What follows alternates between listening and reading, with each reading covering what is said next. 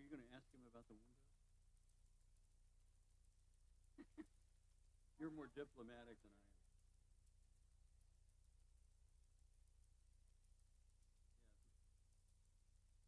Yeah, a lot of unanswered questions. Another story.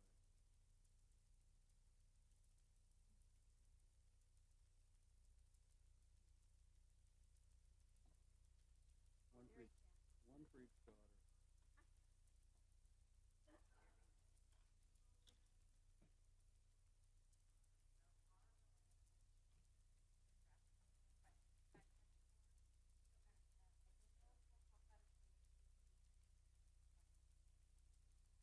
I realize you have a hard stop at 7. Okay, we'll do our best to get out of here. We'll try to move this as quickly as possible. Stephanie?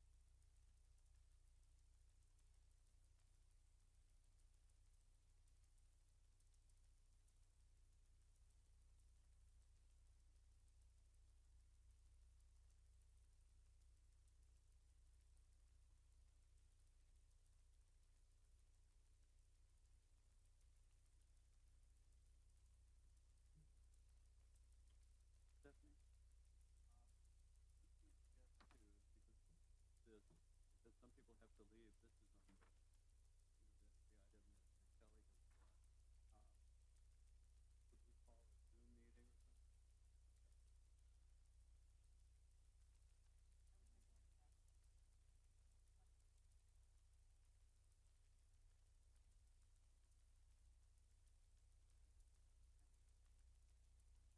do. Because I think it's very important. Particularly for people who are not particularly interested in it. Yeah, we can do that. Yeah. Okay,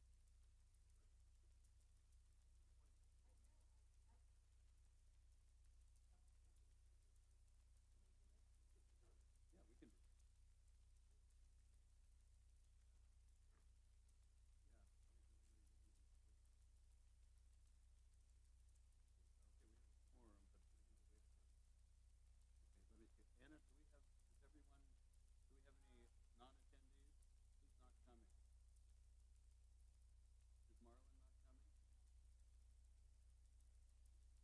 Oh, okay. Waiting on, we have quorum with the 5 of you, but Mr. Orlando, Ms. Alvarez is. Ms. Rolando, Ms. Rolando.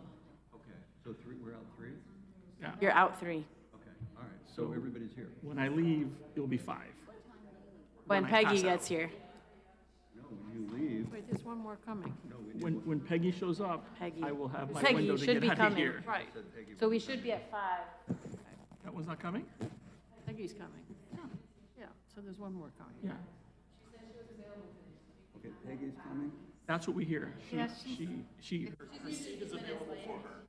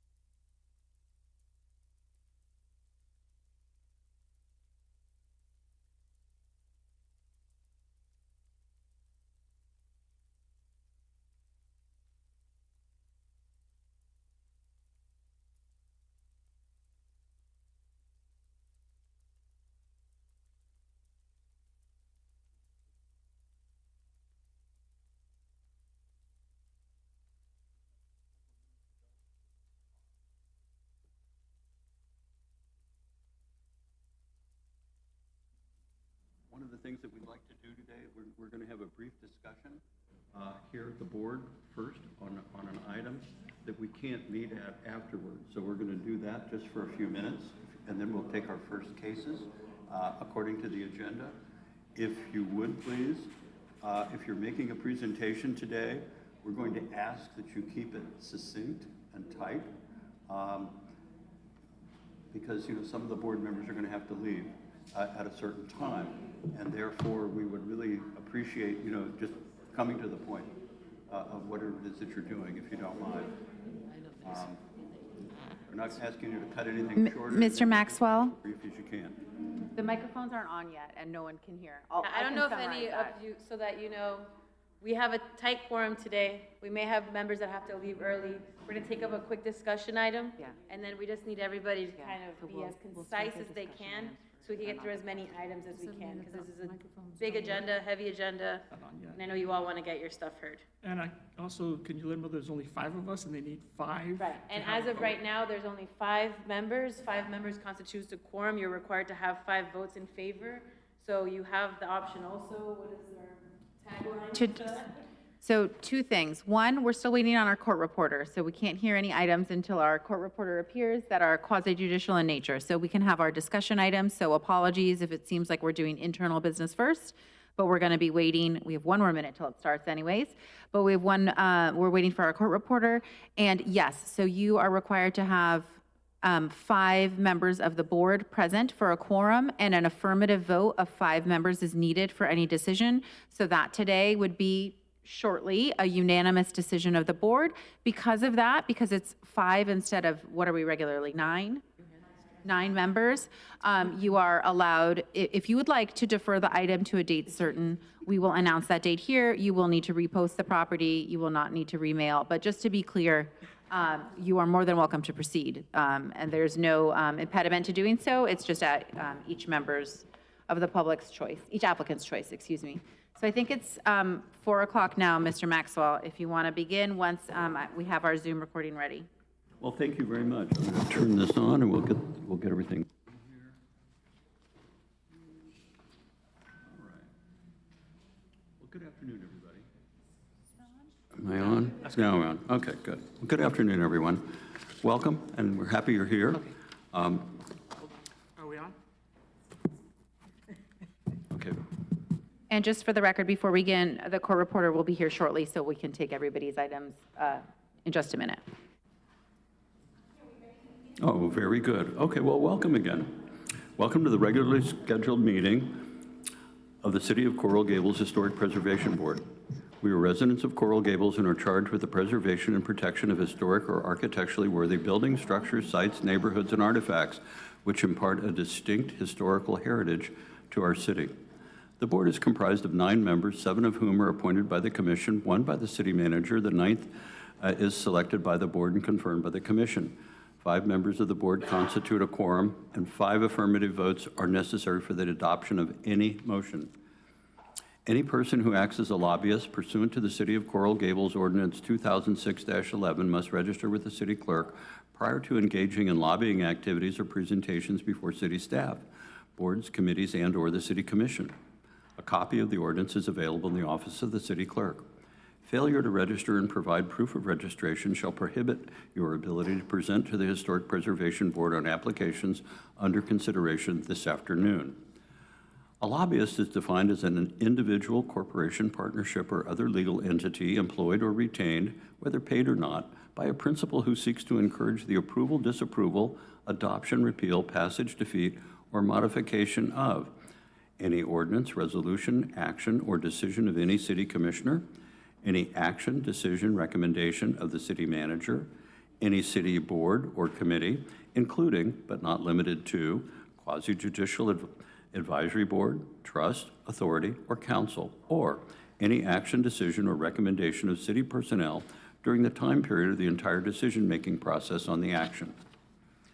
Decision or recommendation which foreseeably will be heard or reviewed by the city commission or a city board or committee, including but not limited to quasi-judicial, advisory board, trust, authority, or council.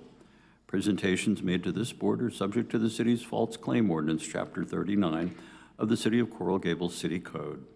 I now officially call the City of Coral Gables Historic Preservation Board meeting of, let's see, what is today? The 23rd of April at 4:05 p.m. Today are Ms. Shield on my left, Ms. Janae, myself, Mr. Maxwell, Mr. Garcia Pons, Ms. Spain, and Mrs. Rolando. Today we're missing Ms. Ebert and Mrs. Alvarez. And Mr. Silva. Okay. We have a distinguished member here today. We have the son of one of the city attorneys who's here. He's taken the day off and come to be with his mom. So. Thank you. It's Take Your Children to Work Day today. So the city's given the employees the full experience, tour of the firehouse, get to meet the police dog, get to do the fire hose, which I think was a favorite part. So thanks to the city for allowing our deputy counsel here today. We're very thrilled to have him. We also have with us, so that you will know, Ms. Anna Pernis. She is the preservation officer for the city, and Ms. Kara Kauth, who's also in the preservation office. So those are the staff members and the people that are present today. And we welcome all of you, members of our community. Next, I'd like to have an approval for the motion for the minutes, please. I'd like to defer that motion to the next meeting. It needs a little bit of work. One of the items is, Okay, then we'll have a deferral on the minutes then? Yes, Okay. we received comments, we'll work on those and bring them back next month. Thank you very much. Okay, so we're going to move on now to the ex parte communications for the board.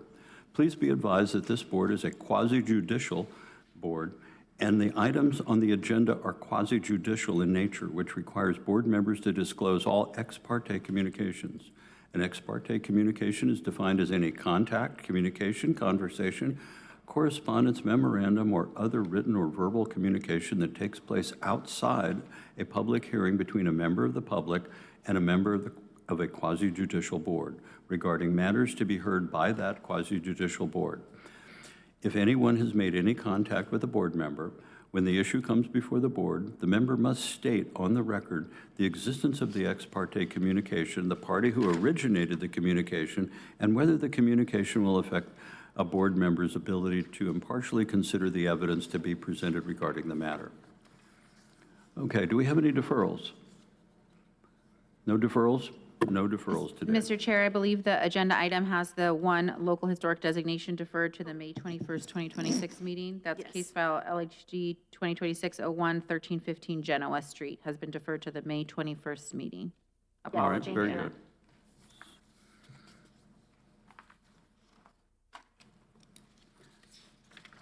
So item one.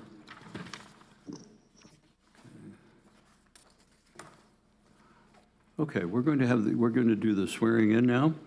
If any persons in the audience will be testifying today? Mr. Chair, I'm sorry to interrupt. We have to wait for our court reporter's appearance. The court reporter will be swearing in the members of the Oh, that's right, she's public. not here, yeah, okay. No, if we could just, Okay, so we're going to move on then to our other business. Okay, she's not here yet, all right. Traffic. Okay, let's just open this. We're going to, May is Historic Preservation Month, and the board at its previous meeting has decided to make a statement to the City Commission on the state of historic preservation in Coral Gables. Ms. Shield has written an outline for that, and so let me open it up to you, please. I also received the annual report for the Historic Preservation Office, and I think we could incorporate some of the information from that report into the presentation. And it could be PowerPoint or whatever they call it now. Do they still call it PowerPoint? Canva or whatever.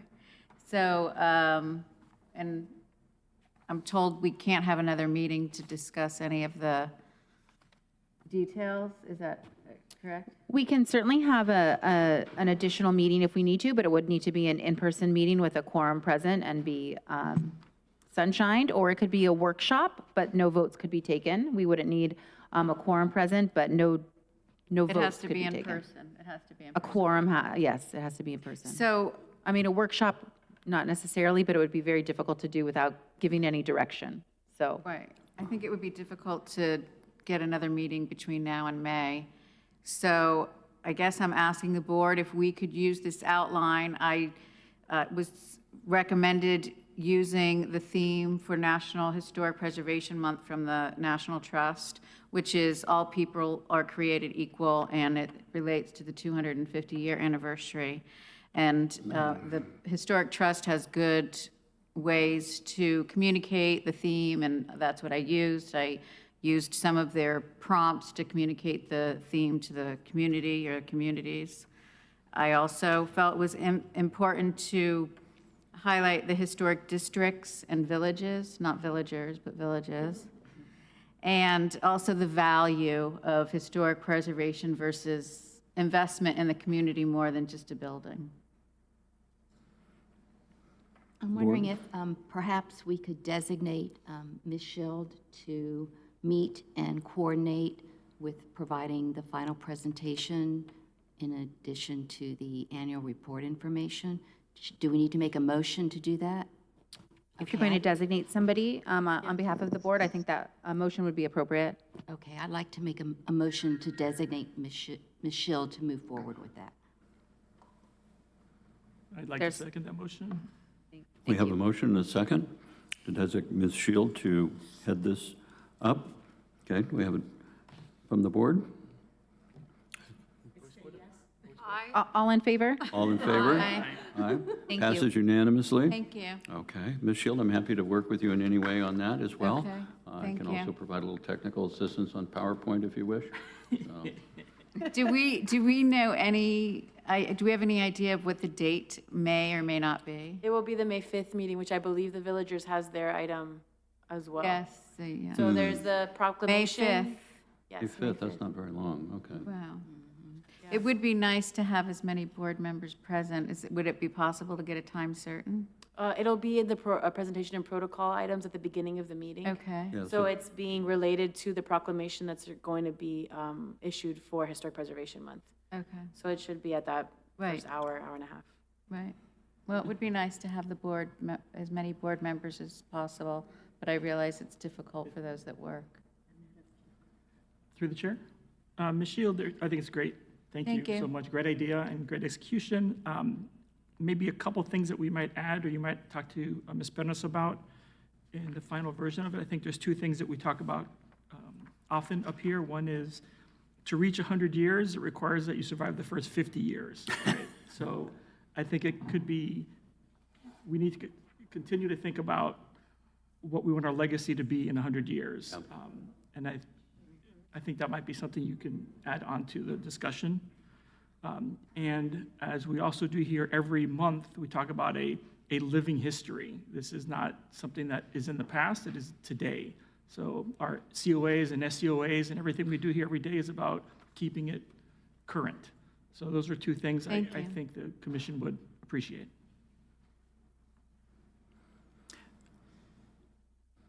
I think the other also, Kelly, and like I said, I'm happy to work with you on this, and we can exchange some communications and have an ex parte communication that we can declare, is not only what does it matter, but why do we invest in it? And what will that get us? And then what are the tools that we have that we need to continue to deploy? Because without those tools, we're not going to have these things in the future, given economic pressures. Okay. It would also be good to talk about urban design if we can, about how the continuity of our city, moves to shape. And that one of the reactions that we had to that helped create the preservation ordinance was the loss of major, elements in the in the 1970s, which brought large box, very nondescript office buildings into play.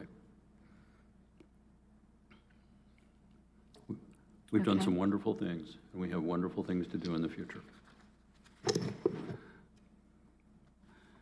I'll So we I'll will also have talk to some- Mr. Sleznick about the landmarks board and see if Oh, maybe good idea. they'll make a presentation as well.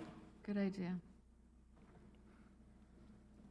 Board, how about any comments, feedback, assistance?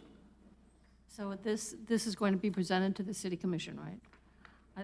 I really think the most important thing for the elected officials to understand about preservation is that it is an ongoing, well, I'm here. It's an ongoing, it doesn't stop in the 1920s. You know, we're not charged with preserving only the 1920s. That as every year progresses, that 50-year mark is moving with it. And a lot of times, they don't understand that, so they look at a more modern, even than the 1950s, and say, well, you know, if this was the 1920s home, I get it, but, you know, not this. And that fabric of the city is not just the 1920s Right. Buildings. And so somehow I think that should be part of it, because we only get one shot at talking to them. So, you know. That's a good point. Yeah, Ms. Spain, that's a very good point, because within a 4-block radius of my house, there are 15 demolitions. 15. It's amazing. Yeah. It really, and mine also. And it's accelerating. Mine also. Yeah. Maybe we live in the same neighborhood. But one thing, all of those do have to go through the department, so that's comforting. Yes, yes. Thank you. Ms. Rolando? Yeah, I think too, it's part of our city heritage, a commitment to architecture and planning. I mean, it's really part of the DNA in this city. We just haven't allowed, like from the beginning, Merritt was locked into and focused on city planning, great architecture, aesthetics, you know, the gardening, the landscape, just not plopping the building down. So I think it's critical that we continue to have that emphasis, whether it's new construction or preservation or modification of existing buildings. That's a very good point. I mean, we sell ourselves as a beautiful city. I mean, our tagline is the city beautiful. We come from the city beautiful movement from the late 1900s, you know, which really began at the Chicago World's Fair, moved in with the Garden City movement. And, you know, the history of this community is that every home underwent architectural scrutiny and was made to fit in. And we even had a color specialist, you know, which I think was Phineas Pace for a long time. That was his designation. And so, you know, the things that make the city what it is are the things that we should be trying to continue on and maintain and to restore accurately. Okay, we have a motion. We've got our agenda down, and Ms. Shield and I and others will all contribute as best as we can. And so is there anything else that we'd like to do at this No, time? just May 5th. Thank you very much for taking this on. By the way, Ms. Shields was the former president. You're not the president now, are you? No. Of the Villagers, which is a historic preservation association here for Dade County. Okay, so we're going to go on our court reporter. Are we just about ready? We're ready? All right. She's ready, so we're ready. Okay, so we're going to then have our swearing in. Okay, so if you're ready, if any persons in the audience will be testifying today, that is speaking. In other words, if you'd like to speak about an item, you have to be sworn in. So if you'll be speaking today, please rise and be sworn in.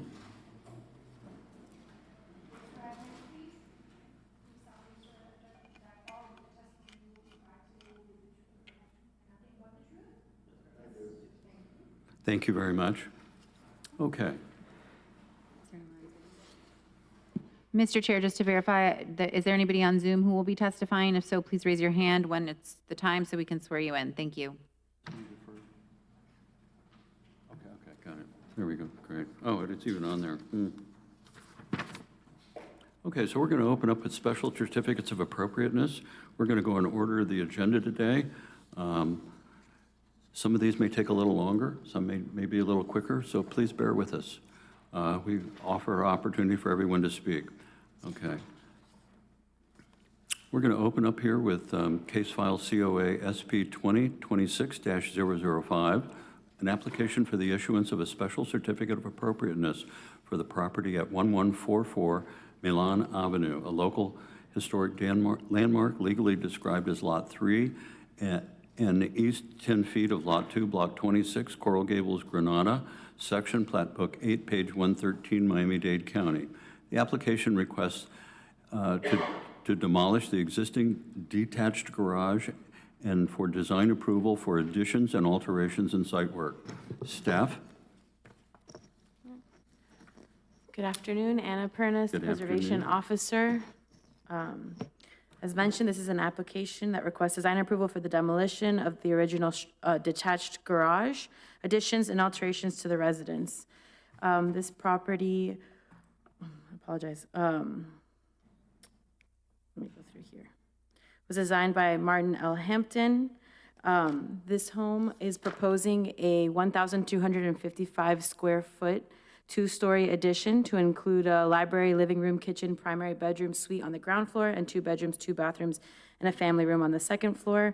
They're proposing a new carport on the east side elevation and demolition of the detached garage for a new gazebo structure. Really quickly, I do want to go over that, demolition of a designated property has to be reviewed under the criteria of Section 8-107D, and these are 8 criteria. If the degree of the building of which the degree of which the building has been significantly altered, the structure is original to the construction of the house and has been minimally altered, this contributing structure is considered to be a character-defining feature of the site.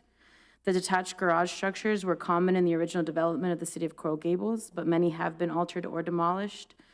Number 3, whether the loss of the building or structure, improvement, or site would adversely affect the historic or architectural integrity of the historic site or district. The removal of original historic fabric is considered drastic action. Whether the retention of the building, structure, improvement, or site would promote the general welfare of the city by providing an opportunity for study or local history, architecture, and design. The detached auxiliary structures were common in the original development of the city, and there are other opportunities for this type of study.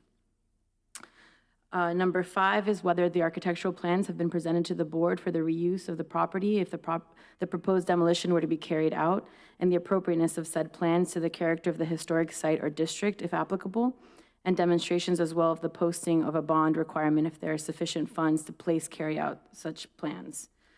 The proposed redevelopment plans have been presented and comply with the Secretary of Interior standards for rehabilitation.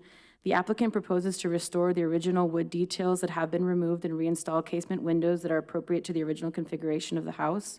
The new 2-story addition and carport are located at the rear of the property as an attempt to not overwhelm the original 1-story modest house. No bond has been presented at this time. Whether the building or structure, improvement, or site possesses any imminent threat to the public health or safety. The structure is in stable condition. There is some deterioration due to the lack of maintenance in adjacent trees. An arborist report was submitted with a limited description of how the adjacent trees may be causing foundation damage and uplifting of the structure and driveway. The trees are proposed to be removed. And whether the applicant has demonstrated a retention of the building. There has been no presentation to staff to retain the building. And number 8 is whether there is a compelling public interest requiring the demolition, which there are none presented to staff.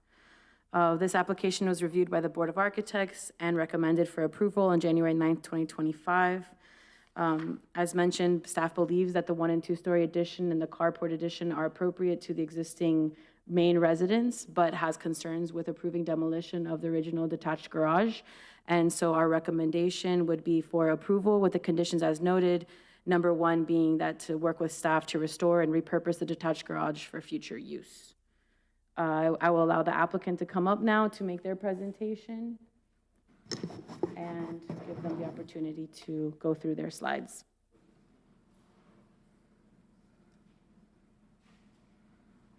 I think you're... Good afternoon. Please state your name for the Good record. afternoon. My name is Leo Bellon, architect, principal of Bellon Architecture. Thank you. We've been working on this project for quite a while. We understand, and it has been very pleasant working with the historic board and every member.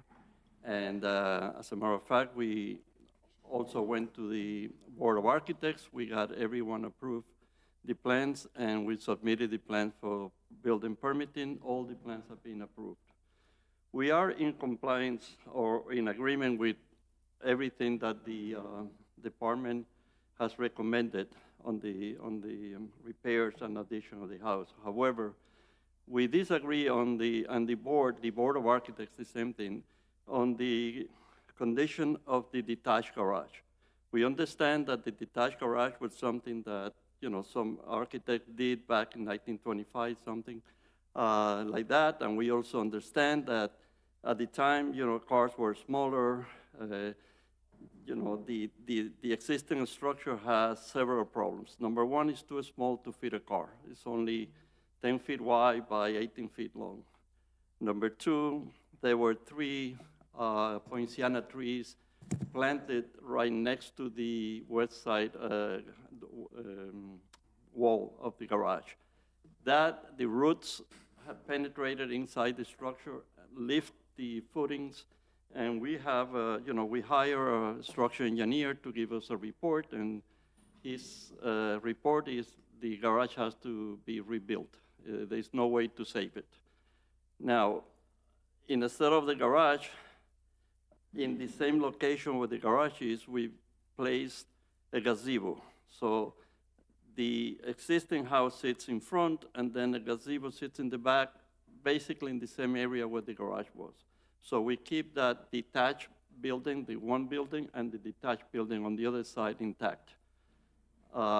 We would have loved to keep the garage, if it would have been something feasible, but at this point, like I said, it doesn't act as a garage. We have to put a carport instead of the garage because you can't fit a car in there. And number two, the structural condition of these, the structural envelope of the garage has been compromised. So we have to, it has to be rebuilt. The last thing I want to say is we went through the trouble of, going to the front of the Board of Architects. Anna Pernas was there too. We got everything approved through several times, like always. I think we did a good job in trying to keep the streetscape the same way that was back in 1925. I think that the addition is all the way in the back. It's a 2-story addition, but when you're walking on the sidewalk, you don't see the addition doesn't become eminent. It's all the way in the back. We did add the carport, but the carport is also recessed all the way through the back. So in all, I think we're saving the character of that the architect designed back in 1925. I don't think we're changing the streetscape. I think the house, it's going to be also restored with the, right now the detail around the front window, the one window in front has been completely gone. Right. We are planning to restore that. We're also trying to keep the porch and the steps the same way that they had it before. So in a way, it's, we understand it's a small house. Things have changed. The families are bigger. We need more space, and this is a fantastic example of how we can take a house from the past and convert it into a modern house. With me is also my client that is dying to get it done. And we're willing to cooperate in whatever way we can to preserve the integrity of the house, but at the same time, we prefer that the garage be completely demolished. And also the house has been empty for over 5 years, so it's in complete structural problem. So we're correcting all that. We're keeping the raised floor with rafters the same way that it was built back in 1925. And, I don't think there's more that we can have done to make this into, a work that we all can be proud of, all right? So I'm open to questions. Again, we're in agreement with all the conditions except the keeping of the garage. And I'm also transmitting that the Board of Architects also agree that the garage has no part of it. It's all the way in the back, and you don't even see it from the front. Thank you very much. Okay, board, questions?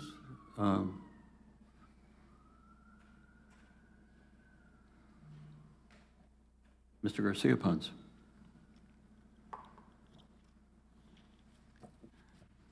So I have a couple of questions. The one you haven't addressed that I think is interesting to me is the elevations, is really the roof lines. So on the second floor, you have the sort of, I'm going to say, attached barrel tile fronts that are same up tile against the throughout. parapet. And one of the conditions is that we use the roof to be true two-piece barrel tile. And Right. we agree with that. So it's not really a question of material, it's a question of the drawings themselves. It doesn't look like the barrel tile roofs that are on the second floor, the drawings aren't quite, the two-dimensional drawings don't portray the three-dimensional reality. So I don't know how you can blow it up, but the top left-hand one, the new front elevation is, right, so the barrel tiles, since they're, The parapet. the parapet's fine. I mean, I understand the parapet. It's the length. I think the drawings that we're looking at are slightly different in plan than what I'm seeing on this. It's hard to follow, but my question was really those two, the top two barrel tile roofs. Is that something that you really wanted to do? Because it just looks like you added them on, and they don't seem very consistent. That front elevation was something that the Board of Architects really. But what put do a lot you of want? emphasis. We're not the Board of Architects, so what did you want to do? You know, you have to understand, the house had two type of roof. Basically, it was a flat roof house with a little roof over the porch and something that, so the house have to remain like somehow a flat roof with some areas that we repeat the same, not the same detail, basically the same concept of the roof tiles. I think that, you know, having it that, you know, the way that it was approved, I think, it relates a little bit the old with the new. So Even though the new one is going to have a different, stucco, maybe. Right, trust me, we do this all the time. So the difference being with the original house is that porch with the barrel tile roofs was specific to a unique feature of the house, which is the porch. The rest of it was flat, which is typical of many of these houses. So to add that sort of tile to these sort of appendages on the top that don't even line up, they just sort of, they feel like they were penetrations that you just added some tiles on top of. It doesn't seem like it has the same intention or purpose that the original ones do. So in my opinion, it's detracting from the importance of the original porch. It looks like it's just applied, which is why I'm asking if it's something that you did with intention or if it's something that you just felt you needed to do for approvals or something, because it doesn't seem as thought through as the rest of the house. It was intentionally done and also as part of the review by the whole Board of Architects that they didn't want to see a whole plain wall on the back. The existing house on the rear had a porch too that had tile, so they wanted to repeat some of that, deal. But Again, but that's again, exactly what I'm it's a saying matter is of- the tiles were attached to an architectural feature of a porch. There was a reason for them, not just thrown on. And these just feel like it was applied as opposed to purposeful. I get that. I mean, I think it, particularly if you go back to just the elevation, not any kind of a view, wait, stop. On the right-hand side, you have those vents, thank you, in the wall. So that is, it's obvious that the parapet is lower than that. You have a certain height of parapet. There's a minimum height that you have to have in Coral Gables. There's no minimum height anymore? We Well, found no that out wonder recently, actually. Oh, well, that's a problem for me. But anyway, so you have the parapet, and then you have the roof on the other side, and then you have this right at the edge of the parapet. Yeah, It it's right seems on top. very odd, and normally, isn't it down So at where the parapet hits the floor? It is, but looking at the roof? detail of the existing No, I one, know. it's unique. Like, that's weird. But I've never seen that. It does look odd to me, only because of that detailing. You know, it doesn't, that tile roof, regardless of whether there's a function to it or not, it doesn't tend to spring from the very top of the parapet. It's normally lower, where the roof hits the parapet, bottom of the parapet. Am I wrong? I mean, honestly, construction is not my, So that's Yes. it's original. If you go to This is. the elevation. what so they're- that is they're- original. They're mimicking Repeat this. the Oh, same. I see what The you're board, doing. the board wanted to repeat the same detail. Yeah, I think It's the same detail as was used Yeah, originally. they were using the same detail as it was originally. I I understand. think the intention was to provide like a combination roof, because when there was a big parapet condition at the rear, it felt more massive. So that was their way of kind of creating a combination of roofs and also doing the pushing and pulling of the mast too, so that it kind of related with this. And this is all in the report, so I'm not presenting for them, but explaining more within my report that that shape of the mast also kind of was a way to move with the building so that it didn't feel like a big box behind it. Having that all be one parapet, I'm not sure. I don't know if it needs to be more, maybe there could be a little bit of a recess of the, If it's mimicking the original, yeah. it just seems odd, it seems odd to me that it does that, and the original doesn't seem odd. Right, because it's a porch. Because it's a porch. And the other is a mass. And usually if you had like an awning like that, the awning would also have a reveal from the parapet. Right. It would be So that's what down, you're used to it, protecting the window. right? Which is what's happening at the side elevation. So they do have a little awning like that at a new side entry, and it's set down. It's, sits lower than the height of the parapet. We're obviously picking at tiny little details. Yeah. And an otherwise very nice design, so. It's not a tiny detail. Mr. Nay, do you have anything? Ms. Shield? I have a question. Has there been any discussion about what the garage could be repurposed as if it stayed? Have you looked at maybe options of how to repurpose it if it wasn't demolished? No discussion, but, we went in front of the Board of Architects like 3 times. And they, everyone had a different opinion on how to, how to skin the cat, okay? How are we gonna get to that? One of the things that I think was important for Anna was also, keeping that detail of the front, front window that was, during the years, it was lost. Somebody, took it out or clean it up, and in order to, revive the house to today's standards, we created the same detail that we had before into that window. So, there are some of the items that we incorporated in design is based on the architecture of the times. And we didn't want this house to be that different in the front elevation, so we kept everything in the back, so when people walk by, they have the same feeling that they had before, okay? Yeah, there's a lot of details, but this was a very simple house. I think this house was designed with a 2-bedroom, and it had a rear porch that was used in the summer to sleep with some fresh air. The rest, it's just a very simple, basic house that I think Mary wanted to attract some different people to come and live in Coral Gables at the time. A lot of these houses were simply winter residences. That's really all they were. People would come down for the winter season. Mr. Nay, do you have any questions? No. Okay. I have a Ms. Bain? question for staff. Has this been designated as a Coral Gables cottage? No. Okay. It was identified to be for meeting the criteria, but the applicant has not. I the was just homeowner has not. concerned if it was designated and in the past someone had used that for incentives. Okay.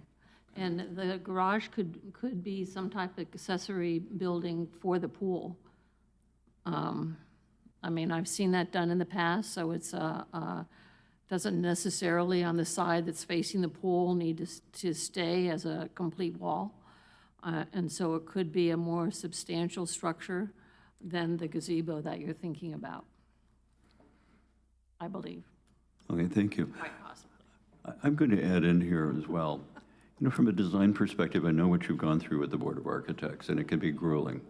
I'm going to echo Mr. Garcia Pons and Ms. Spain's comments about the shed roofs on the second floor.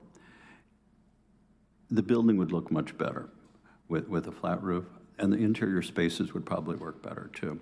And then in place of the shed roofs that are applied, and basically it's a pastiche, you know, that's being applied to that, you know, just put wall vents, and it would look like it fit in actually much better.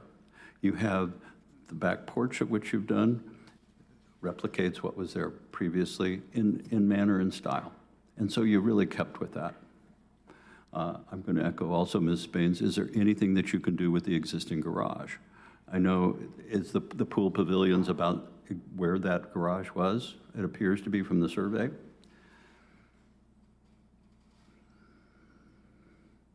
Yeah, I missed that whole thing with the front. I don't know, the problem with the garage is, you know, and again, we went over this with the Board of Architects. Everybody was trying to cooperate and to see what was the best solution, and we all agreed that having the gazebo the way we have designed it in the back will help us with the same concept that the original architect had, where it has a structure in the back and the main house in front. The only thing we were adding is the carport for the car, one thing to replace the other. Well, yeah, but I understand what Ms. Payne is saying about the garage. We've done that in Mastrapa's house, in others' houses where we kept that. But the fact is this garage has to be completely demolished. I mean, the roots, I know you've seen the report for the structure engineer, the roots have gone inside the garage, and the footings have all been altered. So it has to be turned down and rebuilt. So instead of rebuilding square box there, we just said, okay, let's put the gazebo there, which is more attractive and more useful to the people here. And it doesn't really distract from the street sidewalk elevation when you're walking by. Still, you know, there, I think it will serve much better use for many years. And again, we put a lot of thoughts into this house. We went through, you know, not every member of the board was very articulate and made us change a lot of things that makes a lot of sense. But, you know, it comes to a point now that if we could changing things, I don't know what's going to, you know, what are we going to end up with? We're ready to pull a permit. All we need is your blessing.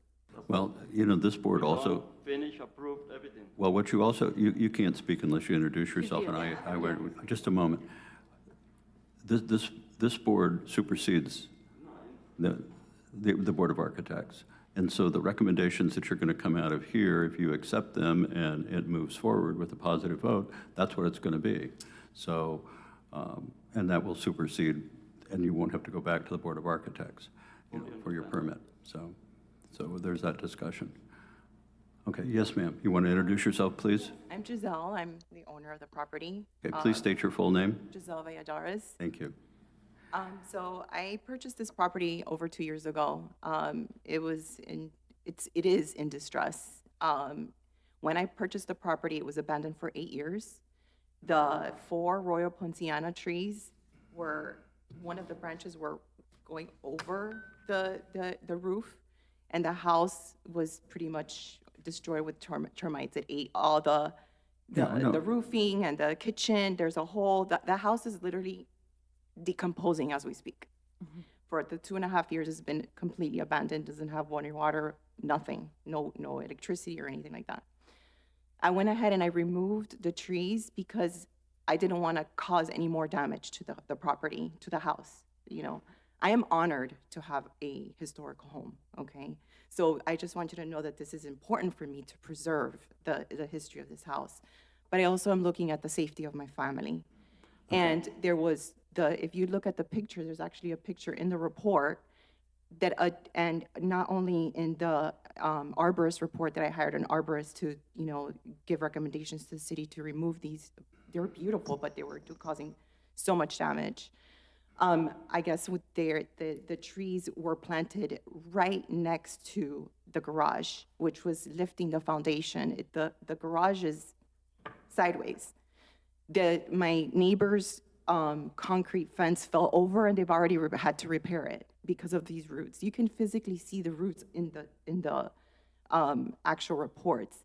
I don't think this is a matter of convenience. This is a matter of safety for my family at this point. We have to remove this garage and rebuild it because it's a foundation situation going on here. Thank you. Okay. Is anything else?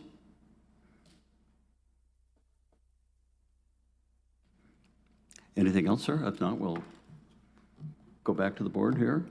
We need, okay. Any further questions, ladies and gentlemen, of the applicant? I have one question. Was the structural report submitted? I didn't see it in the package. We received it 2 days ago, and it was already past the deadline for me to submit with the materials. And what did it say? The engineer's report said that the building was in poor condition and that it did need to be rebuilt in certain areas, but yeah, we were not supposed to. I can't make my report off of evidence that's provided later. So We have to have that submitted in there. Yeah. Okay, thank you. Any other questions? we did have the tree Applicant? report in there, so I did include that. And there's photos, I think, of the interior. This building has been through the process with us for 2.5 years. The building was designated with this property owner on board and has been working with us through these steps. So, that is something. Okay. All right, well, thank you very much. Are there any members of the audience that wish to speak for or against this?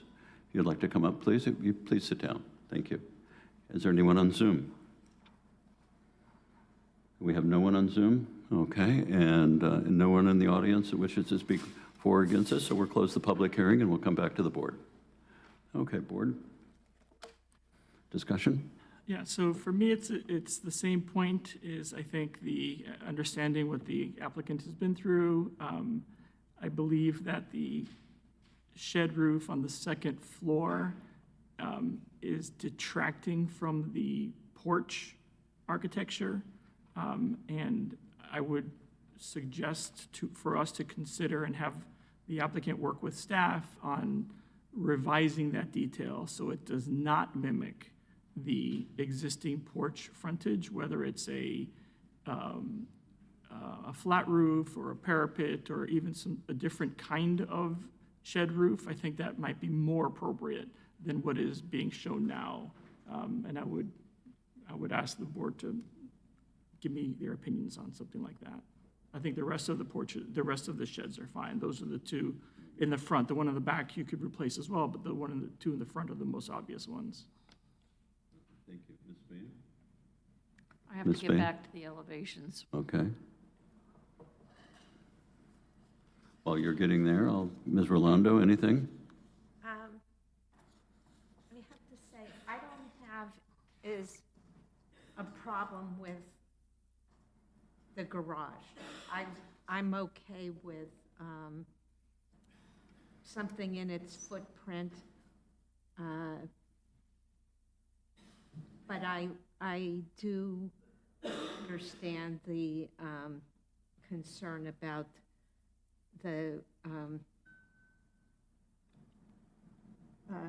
those shed roofs on the second floor not being tied with, not having an apparent function.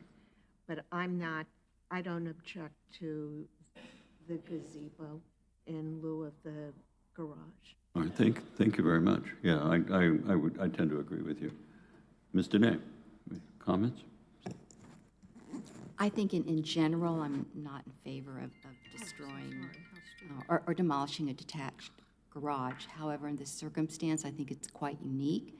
And if I'm looking at everything as a totality, I think I'd be okay with it. Okay, thank you.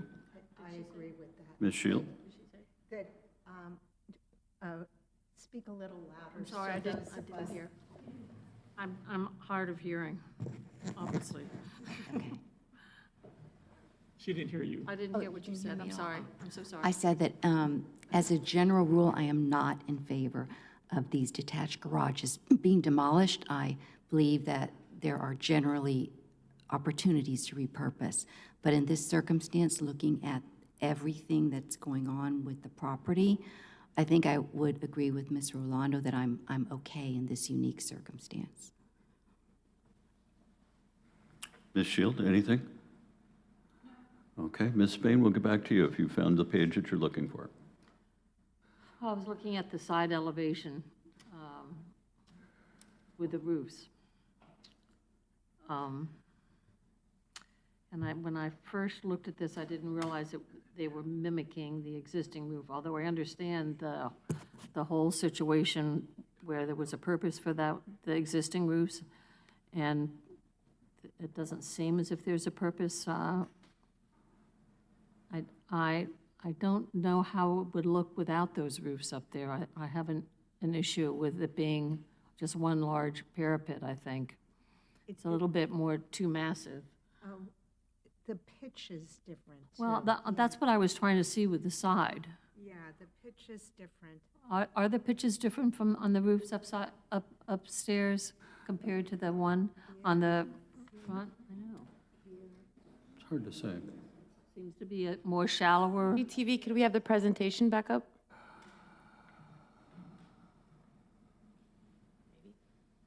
Oh, yeah, They are, right? They're different. certainly. Yeah. Hold on. So, I don't know. I think that bothers me, since they're so plain. So, but it, I don't know, but I don't know how to fix it, so. so the. Oh, they- so you're talking about the pitch of the front porch and the pitch of the. Of the Yes. new, of the new roofs. They're much Yeah, shallower. one looks like it's like a 512. So from the facade, it's going to read differently. Yeah. Yeah, I think if you tried to match the porch slope, it would be very steep. Right, Yeah. I agree. I have one comment. Yes, please. The gazebo has the barrel tile roof. I mean, I would, if we are going to do something in the footprint to mimic it, I don't know if maybe, a similar roof to what was there before, which is just a flat roof, right? So make it- doesn't take on the same importance. Right, so, I mean, it's like you remove the walls, which you wouldn't do, like if you took the detached garage and kept it in the footprint, which it is already, Pretty close, yeah. but didn't change the roof. So just. And just removed, I guess, 3 of the walls is what it looks like.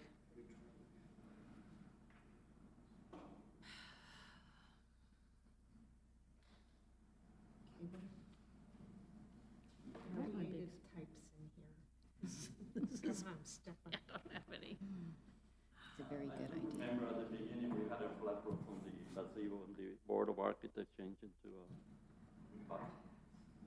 my concern at this point would be, since this board takes precedence over the Architect Review Board, do we have to go back to them? No. No. Do we change something? They're or- No, you don't. recommending- They're a recommending board to us. They recommend, they give their opinions to us, but we're the final Or the determination. final? I do like the carport a lot. Yeah. I don't really have More a practical in today's living standards. Yeah. Yeah. It's good. I don't have the same problem about the garage, I understand what you're doing. I think the footprint is good. If it was a flat roof, it probably wouldn't fit in so well with the rear porch, which is, I think, what the Board of Architects was telling you. I think what you're going to find here is the majority of the board has expressed opinions about the 2 overhangs on the second floor. And bringing those up just so they're flat and then with wall vents in there would actually be very much in keeping with the design of that time, where you see lots and lots of that. And I think those spaces would read better, and they would have a better interior height as well. So So we're talking about the three shed roof on the second floor. I think we're talking about the two on the So second the floor. one, the two in The third front, one, Only in the front. and third one could be done. You just we make can them do all that. consistent if you'd like. Just, to us, it's a simple change. It doesn't affect structure, but the gazebo is the only thing that we have to, whether we want a flat roof or we want to dip it into more of a gazebo look. I think that's, let's see what kind of motion we come up. Back, it's in the rear, so You're absolutely right, and it's something, if the structural engineer says, look, it really can't be saved, and I understand how these things are made, there's really no structural, I mean, they're just blocks that are stacked up, really. I mean, there's no wall ties or anything in them. So, so they do move with trees, and unfortunately, they do have to come out. Our mission, as you know, is to preserve as much as we can, of that past, if it's preservable. So I think you've made a case, with the structural engineer. So if there's no other questions or anything, we can begin to move this to a vote. Is that okay? We'll close that part of the hearing, so. All right, I can. Do you have attempt to any make other a questions? motion. No. Okay. Thank you very much. And we'll begin to take a motion now. Mr. Garcia Pons, a motion. All right, I'm going to try one, see if this works. A motion to approve with the conditions to be mentioned in a Give me a second. second. The design proposal in addition to Give the me a second. alterations to the residence and site work on the property located at 1144 Milan Avenue, and approve the issuance of an SCOA with the conditions about to be discussed. So the conditions are the staff, as noticed in the staff report, conditions 2 through 8, removing condition number 1 with regards to repurposing the garage, and then adding 2 conditions. Condition number 9, to work with staff regarding the second floor shed roofs, preferably to be flat roofs or parapet roofs, but again, work with staff. And then condition number 10, to replace the proposed barrel tile roof on the gazebo to also propose to be a flat roof. And they're both to be work with staff with the preference of a flat roof. That's the motion. Happy to take any friendly amendments. I'll second it. We have a motion by Mr. Garcia Pons, a second by Ms. Spain. Happy to take any friendly amendments. Any friendly amendments? Hearing none, Good job. please call the question. Ms. Shield? Yes. Ms. Rolando? Yes. Mr. Garcia Pons? Yes. Ms. Spain? Yes. Ms. Dunay? Yes. And Mr. Maxwell? Yes, motion passes unanimously. Thank you very much. Certainly appreciate it. And good luck working with the staff. Okay, ladies and gentlemen, we're going to go on to the next item, which is case file COA SP 2025-019, an application for the issuance of a special certificate of appropriateness for the property at 547 Alcazar Avenue, a contributing resource within the Alcazar Avenue Historic District, legally described as Lot 24, Block 23, Coral Gables, Section B, Plat Book 5, page 11, Miami-Dade County. The applicant requests design approval for the enclosure of the open front porch with impact-resistant windows and doors. Staff? Good afternoon. Thank you. Again, this proposal was heard before the board on September 18th, 2025. The board reviewed an application to install windows with a wood grain finish and glass selection that was gray. After a thorough discussion and 2 failed motions, the item was continued. At that same hearing, in the staff report, staff had provided comments of consideration if the recommendation was going to be for approval, which are items 1 through 6 in the staff report. The applicant has taken those items into consideration and revised their plan to come up with a new configuration that mimics more the look of a screened-in porch with a black frame product with clear glass. They're here before you today, and I will let them make their presentation. And our staff recommendation at final has not changed. We still do believe that the enclosure of the rear, of the front open porches are inappropriate to these original features of the building and would recommend denial, but again, they made those changes so they present behalf. All right, thank you. Please introduce yourself. Mario Restrepo. Thank you. I represent the company of Windows and Doors. We are proposing the enclosing of the porch with maintaining the architectural openings, okay?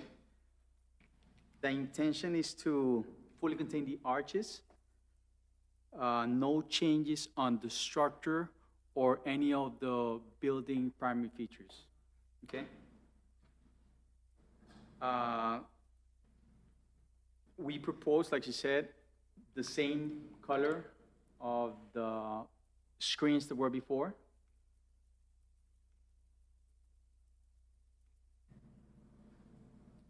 We know of the historic evolution, but we also know that we have to preserve the whole structure of the building, so we're not changing any of that. Everything will be the same, everything will remain the same. We're gonna respect the character, the building, everything. But we wanna enclose the porch. Okay? The proposed plan shows the only part that is gonna be changed is the front, only the arches, nothing else is gonna change. And we've done the research, the due diligence of doing what the board has told us to do. And there's a couple of properties that have done the same. We saw them. We're pretty much doing the same thing. Not changes to the building, to the structure, or the character of the building.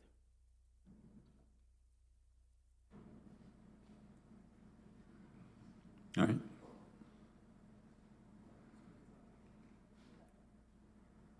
Hi, my name is Karina Lorenzen. I am one of the owners of the home, along with my husband. Thanks for your time. Welcome. We did take a lot of your advice to heart, and both my husband and I personally met with Anna in late 2025 to see if we'd come up with a design that would be more appropriate for the style of the home. I absolutely wanted an old Spanish home. I grew up in one in the Gables on Navarre. This has been a dream of ours. Our family has been expanding. The porch in itself is very difficult to utilize. The screens are in disrepair. And despite trial for repair, our lovely neighborhood cats keep making their way in. And we have taken the comments that Anna has recommended to heart. So the previous things that we had discussions of were specified ways of opening those windows. We've allowed them to be casement. They model the same style as the front door currently, and they are black in color. The glass is to match the rest of the style of the home. It allows us to use the functionality of an existing porch. So this is something that if a future owner of the home, which to be very blunt, we're never leaving, decides that they don't like it and they'd rather have a porch, that can be easily removed. But the functionality of the porch remains the same with the same aesthetic of the hopeful design as well.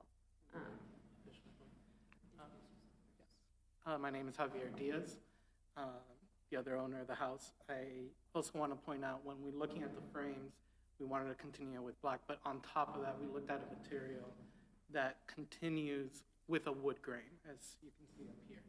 So it even continues with what you currently see today. So we're trying to add to that fact. I also understand that in speaking to Anna, every enclosure is looked at as a separate instance, right? And in previous instances, what has been mentioned to us is noise complaint, how close you are to Lejeune or traffic. I want to point out that the house is located, yes, it may be on the 500 block, but it is 1 block away from Alhambra, and it's the corner lot next to Segovia where you're seeing a lot of traffic. So whenever there's any emergency, you always see ambulance coming through, and it does get loud. But again, that was just one additional point. These two other homes 410 Alcazar was approved in 2023, and the same with 434 Alcazar in 2023, just one block over. The house, when we got it, luckily hasn't had many owners, at least to my knowledge, but we did not do what a lot of people do today. They buy an old Spanish home and they gut it. As you can see, we kept the original walls, original floors. We want to maintain that. On the porch, another part that we want to preserve are the last remaining original windows with the original cranks and the original crown molding that is very unique to 1925. You can't get that anywhere else. Unfortunately, these windows are warping. So there has caused a gap, even if you try to crank the windows closed. As part in an effort to enclosing, this will help preserve that. We want to restore this to its functioning condition as well. But with it being open with the moisture, it will continue, they're wooden. They're gonna continue to get damaged. And here is another image of inside our house, just to prove that we are trying to maintain it. When we replace these windows to become hurricane impact, they told us, we don't know if we can preserve the architecture over the molding above the windows. We fought with them to make sure that stayed, because it was a very unique feature of the house and that we loved. We're not trying to change this house. We're just trying to preserve it and make it more functional for our family. Last point, I know this might sound very unconventional. Reason why my wife brought up the screen porch and the cats. They continue to break and we try to patch them up. Fun fact, Coral Gables has bats. We did not know that when that happened, and there's a huge colony around our house.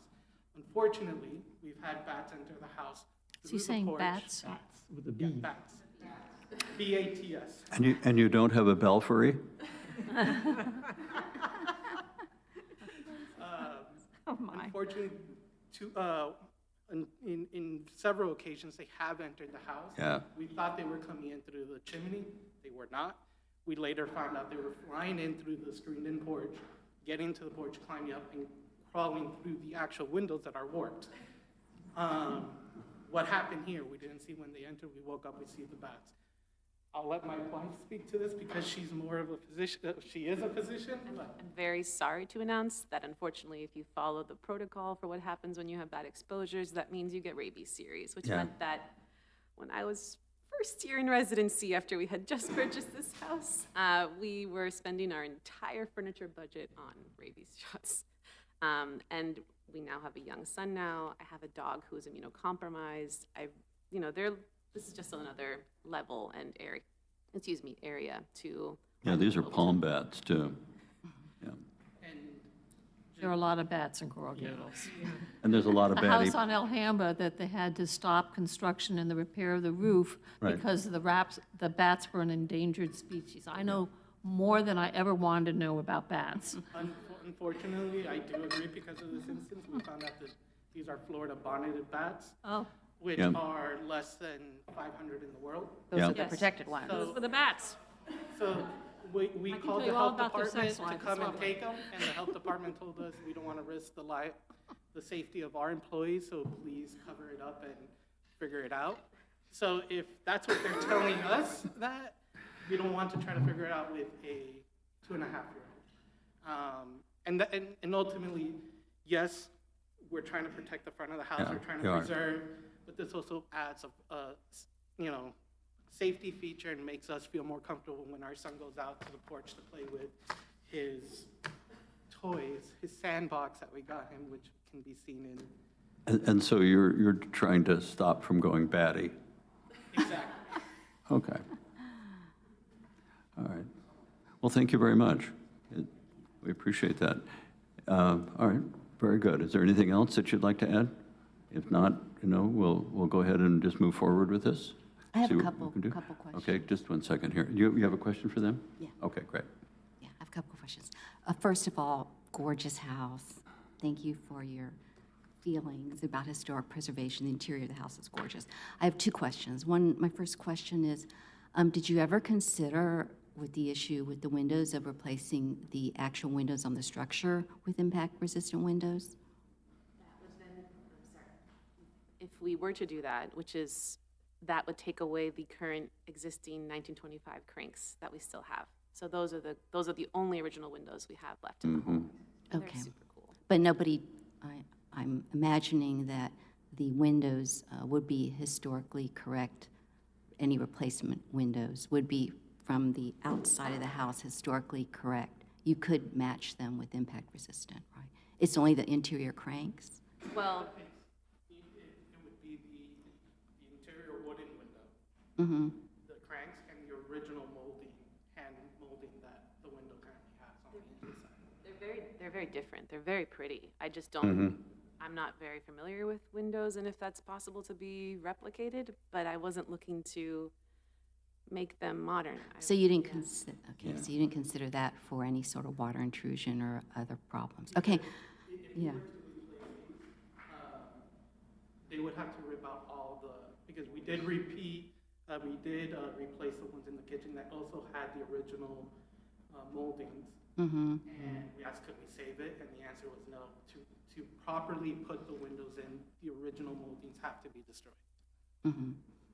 That's unfortunate in most of our historic homes. But so I'm sorry, my second question, I want to give you some context and some background so that you can address it and maybe make me more comfortable and other members of the board. So you pointed out some other houses. Well, the last house that we considered for an enclosure on a porch with the same ideas that you have was about a year ago, same age, same beautiful archways, but it didn't cover the whole front facade like your gorgeous home does. It was only a part.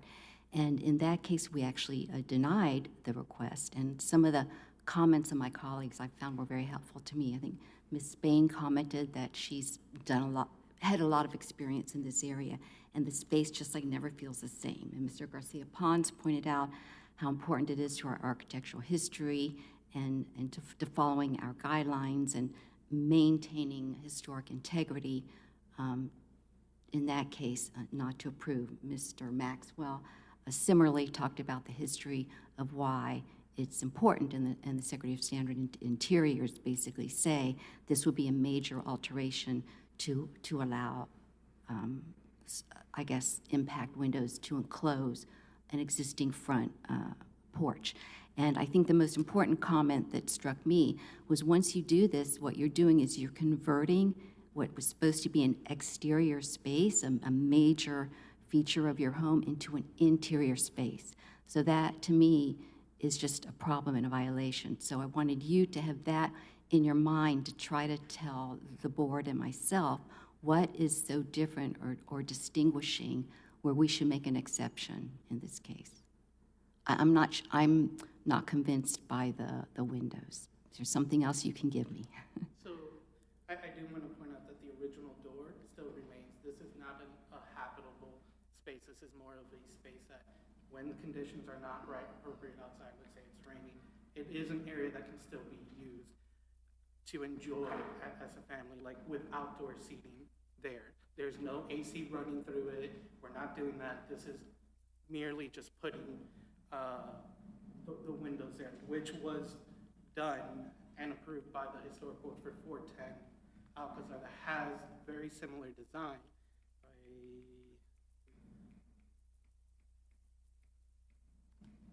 Go here.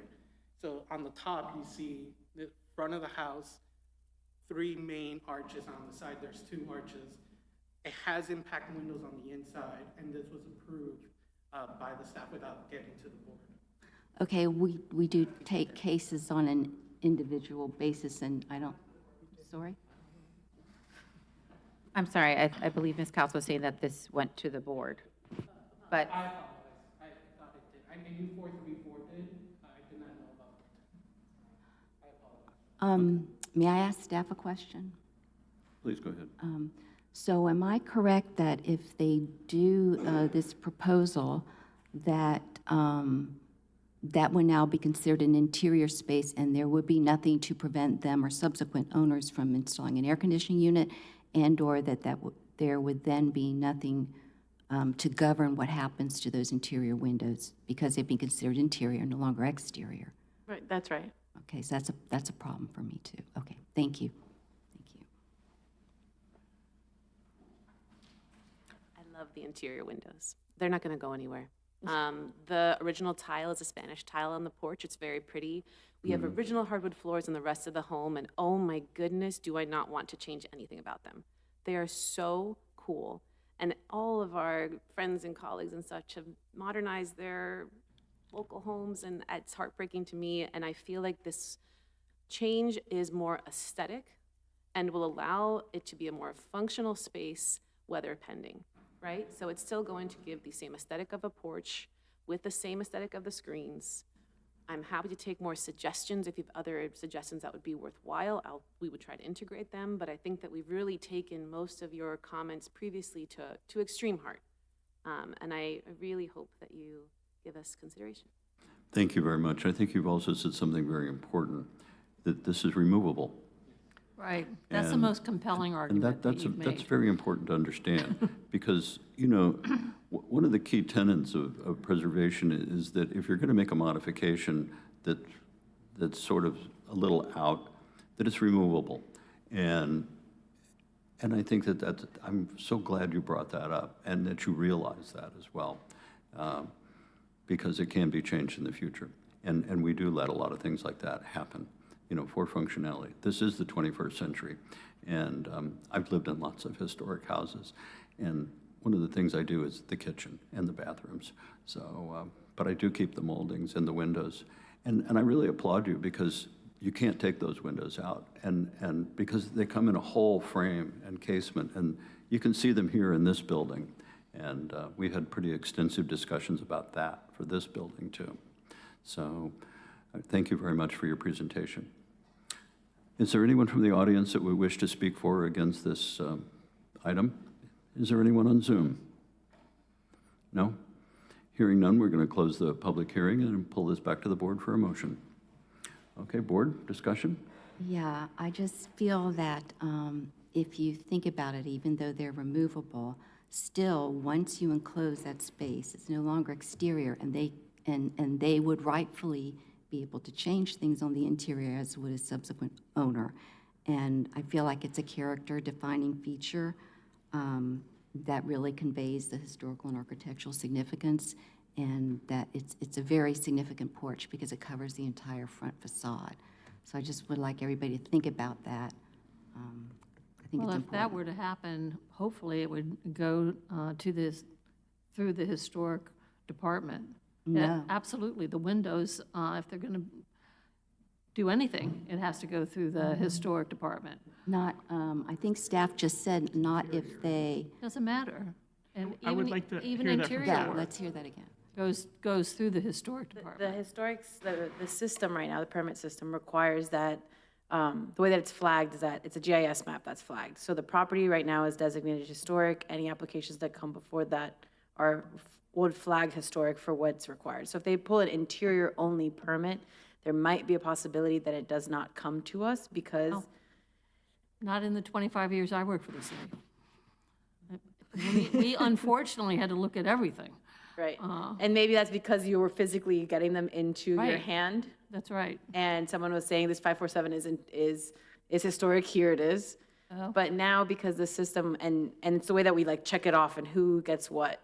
So we're not tagged on every single project, because if not, we'd be getting, you know, the littlest thing to the biggest thing, and everything requires a permit, and it would just inundate staff.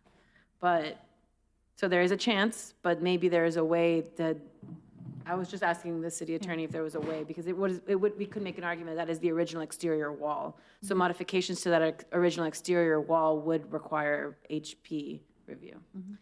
If it's no longer the exterior wall, because now when you enclose a porch, Well, that's why I was saying it's the considered original exterior wall. That's why I could argue that it's the original exterior wall that's being if you altered. found out about it. If you could put that in the system. Right, we could add the flag, we could add the note, so that will trigger us for interior renovations in case something, maybe not this owner, but future owners.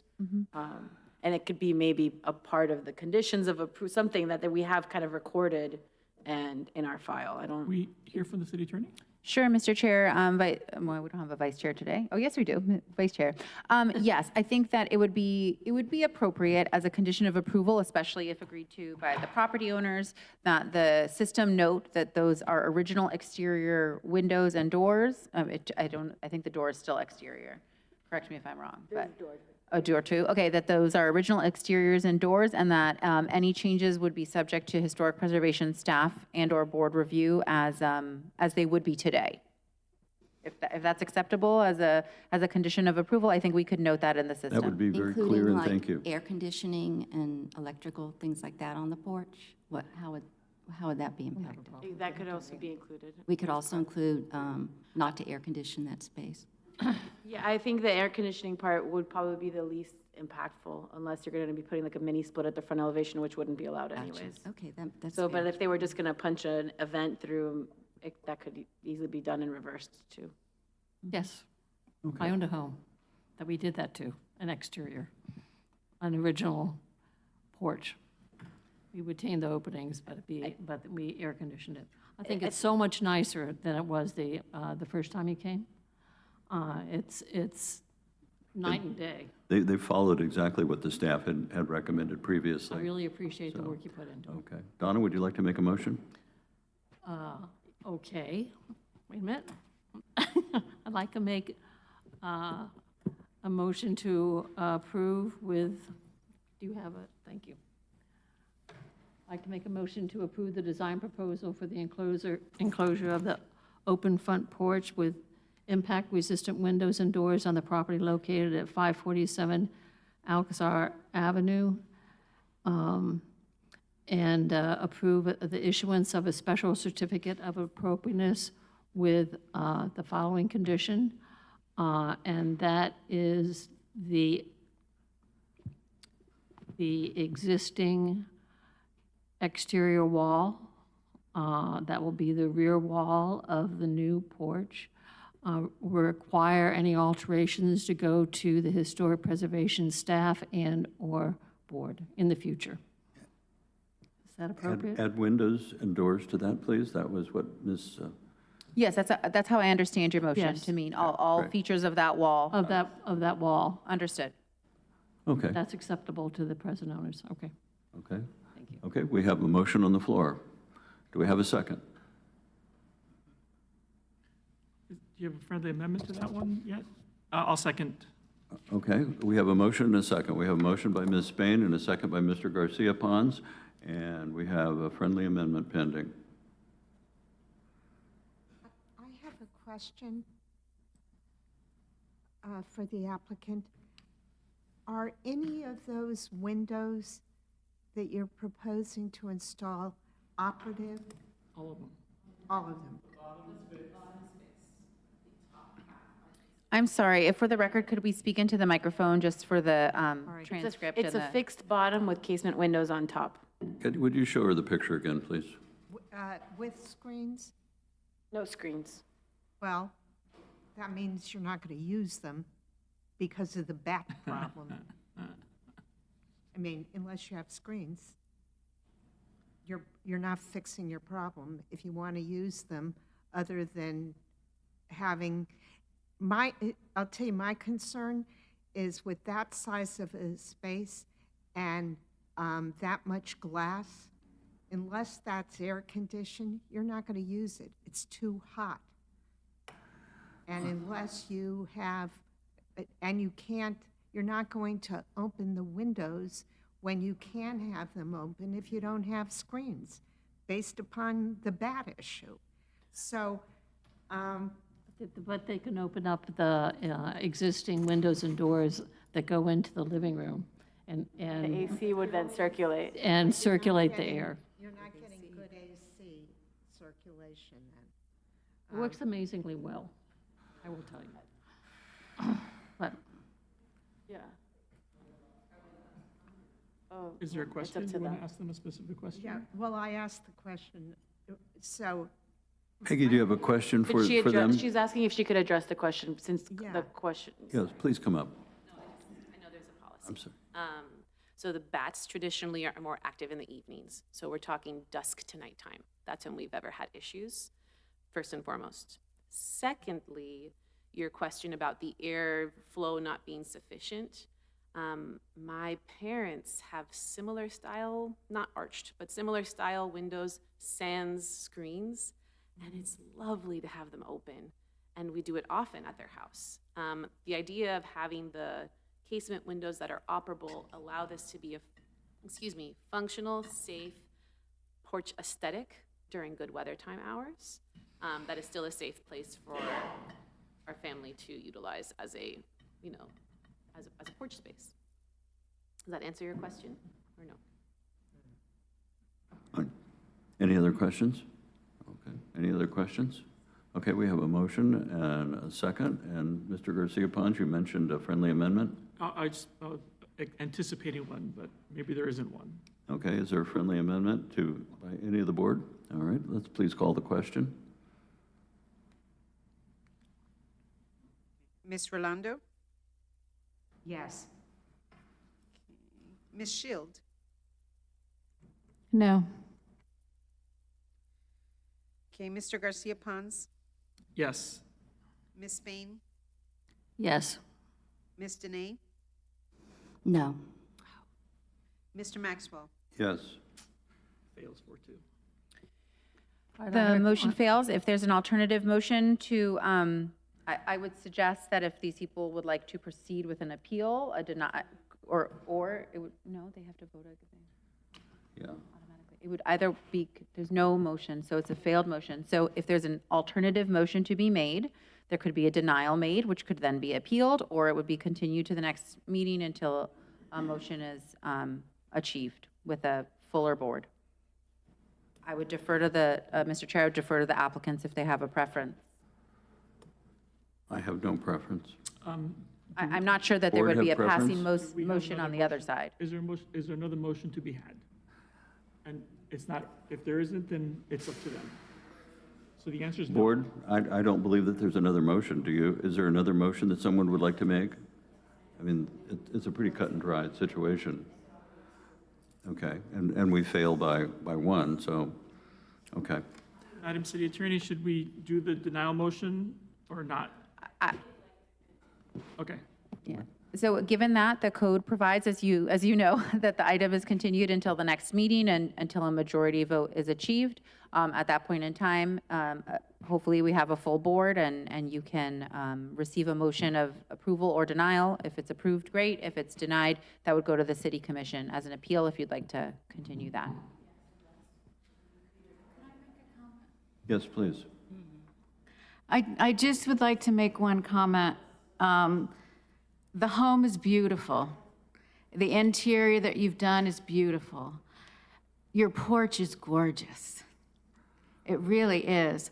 I would encourage you to embrace it with the turned columns and it's large and it wraps around and it's a sequence from the outside to the inside. That's how it was designed. And it's a beautiful feature of your home. And it's a big part of what makes your home what it is. So I know you're disappointed, but I embrace the beauty of it.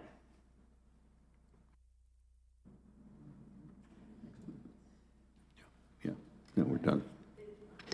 To continued. It is continued right To now. be continued. Okay, we're going to move on. I'm sorry, Ms. Pernice? Other comments? Yes, please, yes. Happy to do that. I do want to agree with you. It is a very beautiful part of the home, and it does extend. And we're trying to continue, Yeah. right? Living in South Florida, as you know, the weather's very, very hot. And having this porch, while you have, let's say on a hot day, you do open up the interior windows, provide an additional coolness that you can continue to enjoy that space even more during the hot summer days. And that's what we're trying to do. But I do agree, it is a beautiful part of the house, and we appreciate all of you for all the recommendations you have given us, and we're doing everything possible to try to continue with that, looking for uniqueness, right? As you saw in our presentation, even the frame of the windows have that wood grain, that original wood grain that is very difficult to find. This is not, we've gone above and beyond to try to continue everything the same way and finding unique and unique vendors to actually make something like this, right? And it has not been an easy task. We've been trying with this since when we first applied for our original windows for the rest of the house. I remember from last year. 2021. So we've been at it for a while. We're working with the board, and we appreciate and we'll continue to work with you all. Well, thank you very much. Please think about coming back and when we have our full board. And I think that, it may be different.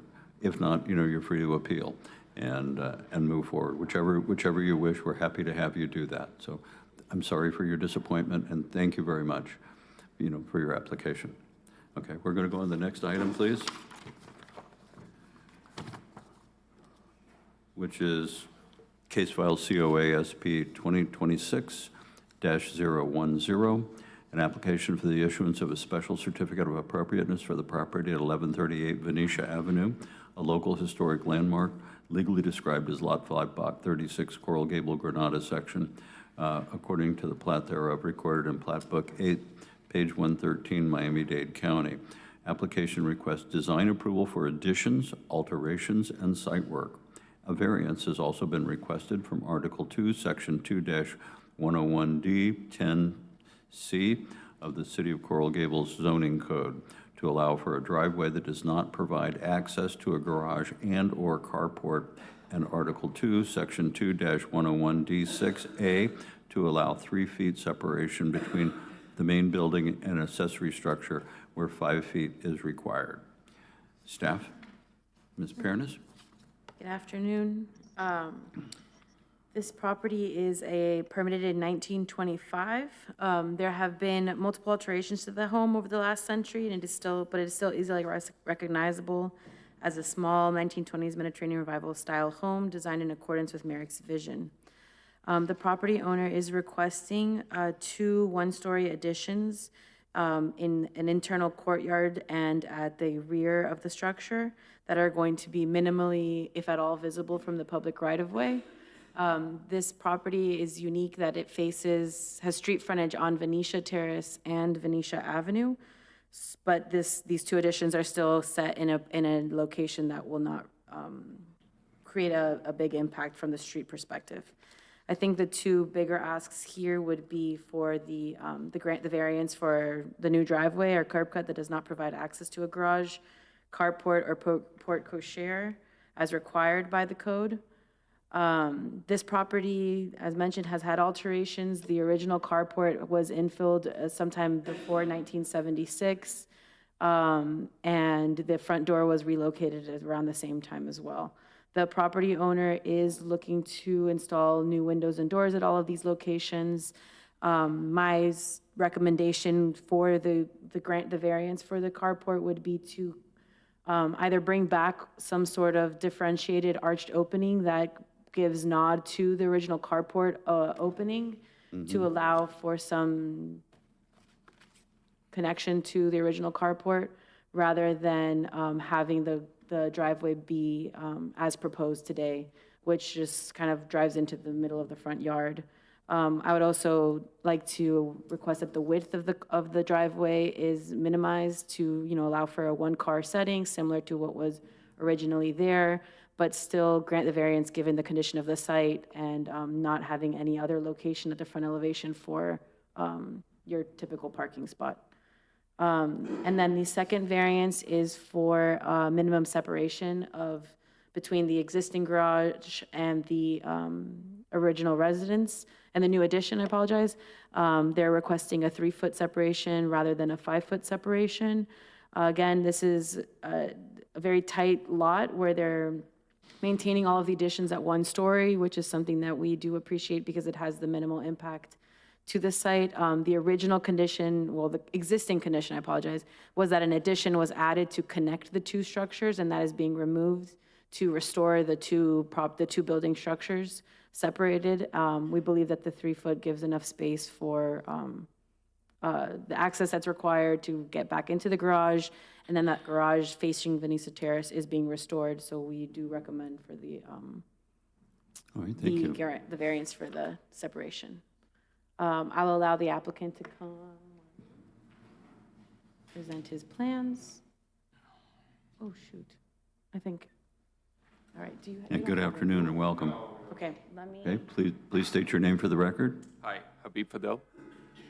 Habib Fadel. Okay. I'm one of the owners. We're in agreement with all the requirements and recommendations by staff. Okay. I really don't have much to say. Yeah, they have all the plans. I'm going to try to get them up, but the plans are submitted to them in advance, so we could work on those conditions if that's what's in agreement with Yeah, them. my architect was a little bit under the weather today, couldn't make it last minute, so he asked me to come and speak on his behalf. The only thing is that the windows in the master bedroom that Ms. Pernos referenced and requested to keep original do not meet egress because they're at 48 inches sill height. Okay, that's what it was. So, speaking with my architect, we thought maybe leave the one facing Venetia Terrace, which is the north side of the property, original, and then just changing the one facing the east side to meet egress as the ones in the proposed plans. All right, thank you for clarifying. I wasn't quite sure because I couldn't tell the height, but that makes sense, and we could work with you on that too. Okay, great. I had one other thing that's not brought up. If you'll turn around to the picture, and you can see the barrel tile over the old carport, which has been removed there. I'd like to add that be put back, so that it mirrors much more of that. I mean, because what you're doing and what you've agreed to do is really good at restoring the home, and it's missing that, and it sort of looks like a missing tooth, with a broad smile. Yeah. So. I agree with you on that. Thank and the you. one on the top right-hand side too. Is that missing as well? We can't see Yeah. that. I can't see that in the picture. If you'd be willing to put those back, we'll put that into the staff recommendation, as you're renovating the home. It would make your home look much more historic in that sense. Also this, when you begin to paint the home and think about, as you're redoing the front, remember that you see the wall vents up there. All of these things were different colors because they were different materials. The cast stone in the front was like the DeSoto fountain. It was a kind of a brownish. You can't see that in these kinds of things. Your windows were a dark color, always, and most of them were either creosote or they were painted a dark color. So as you're beginning to go through these, keep that in mind if you would. And I know that's your choice and up to you, but those are the things that really bring out the character of a property from the 20s. And then sadly, these black and whites don't quite bring out all the colorfulness, that the homes did have. So, thank you. Yeah, we're happy to incorporate that as a requirement. I have no problem with that. The current roof has S-tile, I think it's called, S-shape. Mm-hmm. So I don't know if we would do like a barrel Yeah. on the new ones, and they just wouldn't match, right? Until somebody goes and does the roof. Yeah, the staff will work with you on that, and they'll really good. So that was going to be one of my questions is, condition number 8 is roof tile is to be a true 2-piece barrel tile. Mm-hmm. The drawings show S-tile. So just clarification as to what tile and where are we talking about? The roof is already done. With- So there's no scope of, we're not touching the S-tile. So this was recently designated, so I think the roof happened before the designation happened. So anywhere we're going to be adding new roof tile, we would request that it's the barrel tile, and then future application will have to come. So for right, us. if I were to look at this photograph, all the tile except for the one that's missing is new S-tile? Yeah. Everything, the little guy, everything, It's just a couple except for the spots. left. No, it's just like the main roof there. The little, On the center, on the ridge of the house, on top of the door and the one on top of the existing door. Those were is the two. S-tile. Yeah, right. Yeah, so Well, I mean, my comment to my colleague would be is I'd prefer not to have 2-piece barrel over the garage and the rest S. I'm there, Fine, I'm yeah, there, but I would leave it out. yeah, well, for the future. Yes, for sure. When you restore it. When you have to redo the roof in 30 years. So leave it without the tiles for now? Yeah, It's he- currently not being requested, it would have to be part of the motion. It was just Okay. not part of the I motion. actually have a problem adding Okay. additional work. Yeah, If they've applied for something, then yes, but do that also. I have a problem with the board when it does that. Okay. I know you Yeah, all do because- it all the time, but for me, it's adding to the scope of work, which I don't think is appropriate for us to do. okay. Ms. Shield, any comments, questions? Okay. Ms. Dene? No. Ms. Rolando? Ms. Spain, you're done, and Mr. Garcia, Yeah, please, I you have have one comment. I agree with Ms. Bernes's comments, the two comments specifically with where the garage door is now and the windows being proposed. I have a suggestion for that. And that the driveway width be reduced. That isn't specifically stated in the conditions. I would like to make that. I would love to see it so that we could talk about it. But I don't know if you have those things. I can talk to you about it now. You seem to know the project pretty well. Yeah. Could CGTV put my shared screen up? Just keep in mind, there's a big oak. Yeah, I got it. I don't know if you've seen the property from Thank the you. front, but it's not shown on those historic photographs. You want the site plan? So it's going to be the site plan with the driveway in the front and then the front elevation. So whichever one you want to do first. That, You have to go back earlier for the driveway. one of these? There you go. Yeah, that guy. So there's some photographs that you show as well that are pretty clear, showing where the trees are and the fact that it's pretty tight. Right now, you only have the walkway to the front door, so the request is for a driveway. I agree with Ms. Bednas that the curb cut should be one car, it should be 11 feet. That leads to what used to be the carport. All the way to the wall? All the way, well, I mean, to some distance back. It could be all the way to the wall would be okay with me, but if you don't want to do that, that's okay with me too. But what Ms. Bednas is showing, that the width of it is the appropriate width, and if you want to then have a separate walkway for the walkway, that would be great as well. So there'd be a differentiation as opposed to one big fat driveway. And most particularly, the asphalt approach be the one size, not the two size. Because currently there's not one, or it's paved over. So that would be one of the recommendations or conditions. And then where the driveway used to meet the garage, Anna, can you go to the front elevation? I agree with the comment of something should be done to represent that the garage was there. I think Ms. Bednas was thinking about some sort of a relief on the wall to show where the original opening would be, but my recommendation would be actually something slightly different. You're recommending a window that kind of repeats the other windows. It was never that. Originally, it was an opening. My suggestion would be is go to the next elevation, Anna. Mm-hmm.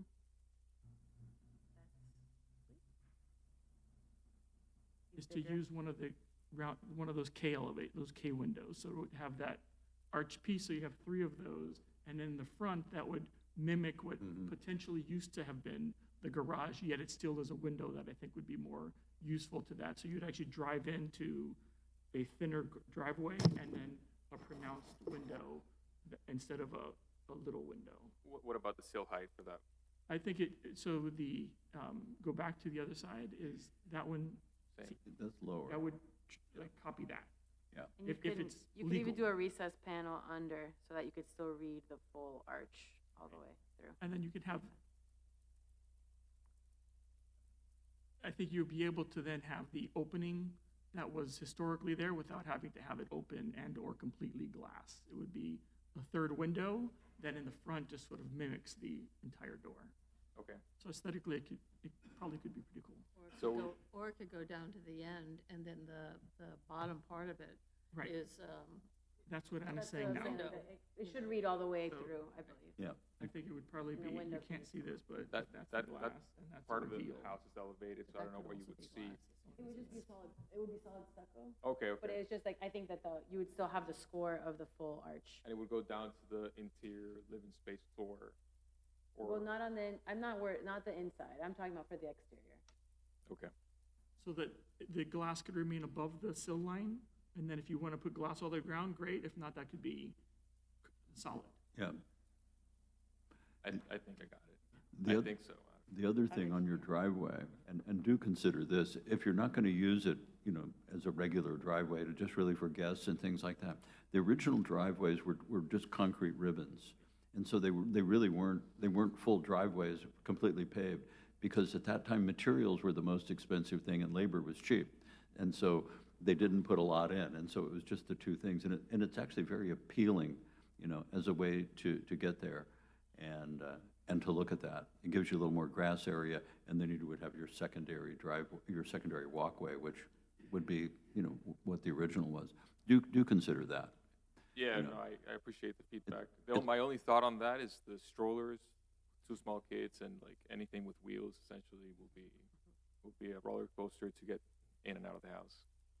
But thank you for that feedback. Well, thank you very much also for, agreeing to this and listening to our discussion. Ms. Shield, do you have any questions or any comments you'd like to make? No, but there is a driveway on the other street, right? You're putting the new He's putting in a new one. garage on the back. It was supposed to be put in when they permitted the enclosure of the carport in the 50s, was it, 70s? But it wasn't there when I bought the house. And it So has currently, there's no driveway or approach on either Right. side. So that will be the new way that you'll come into the home from I the doubt other it, street, because I don't probably. think we'll be able to fit a car through the opening. I think it'll Okay. be like a storage Okay, garage, okay, thank you. unfortunately, but. Ms. Dene? No, thank you. Ms. Rolando, anything? Ms. Spain, anything further? Mr. Garcia Pons? Okay, great. Thank you very much. We're going to close this part of the meeting, and we're going to see if there's anybody in the audience or on Zoom that would like to, either comment or positively or negative, and we don't have anybody. So we're going to close the public hearing, and we're going to move to a vote. Okay, I'd like a motion, please. I'm happy to make a motion, gonna see if I can capture them. So a motion to approve with the conditions about to be stated, the design of proposal for the addition and alterations to the residency site work on the property located at 1139 Venetia Avenue, and approve the issuance of a special certificate of appropriateness with the conditions about to be stated. I'm going to do the conditions, and then I'm going to do the other 2 motions. Condition number 1, which is working with staff on the restoration of the garage opening as discussed, which is the potentially referencing the original carport opening, potentially inserting a window similar to the windows K or C, which are already on your window schedule. And condition number 3, to work with staff based on what you'd mentioned. This is the master bedroom windows, to make sure that at least one of them meets the appropriate code, to work with staff to figure that out. Number 8, the roof tiles to be a true 2-piece barrel tile, and that's for any renovation or future things that you do on the house. And then I have a condition on the driveway, which I'll do here, and then it'll be part of the next one as well. You can clarify it, which is to have the front driveway, to allow it to exist, to be the width of 1 car, which Anna is 10 feet, 11 feet, do you know? It could be 8 feet. Okay, but the so working minimum- with staff to identify the appropriate width for a 1-car 10 feet. garage. Yeah, in proportion with the The garage. street, to attach to the street, and then you can have a separate walkway to the front of the house, And what about the curb cut? including the 11-foot is including the approach, is what we call it, the curb cut. And did you get the windows and the buttons and the glass? Yeah, That's all Mr. Garcia Capon, just to clarify, all the other staff recommendations are remaining also conditions. included. All other conditions included, except for, again, the specifics 1 and 3 that I mentioned. And you're okay having the roof tile be a true 2-piece barrel It's tile? existing. Yes, Yeah, but we're it- not- The but future, yeah, there's any no future? roof.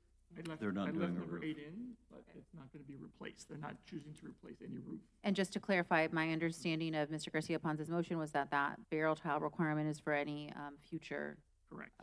new Any installation. replacement of the S-tiles would be that. Yes. So that's 1 motion. Do you want me to do the other 2? Okay, Package it all. okay. Mr. Maxwell, continue?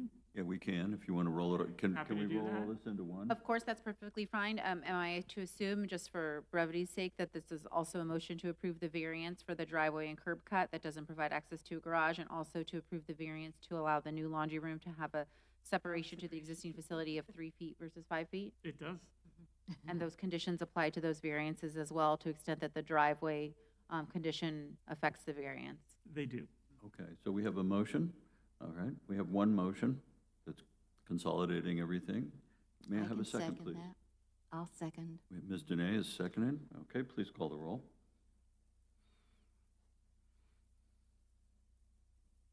Ms. Schild? Yes. Ms. Rolando? Yes. Ms. Spain? Yes.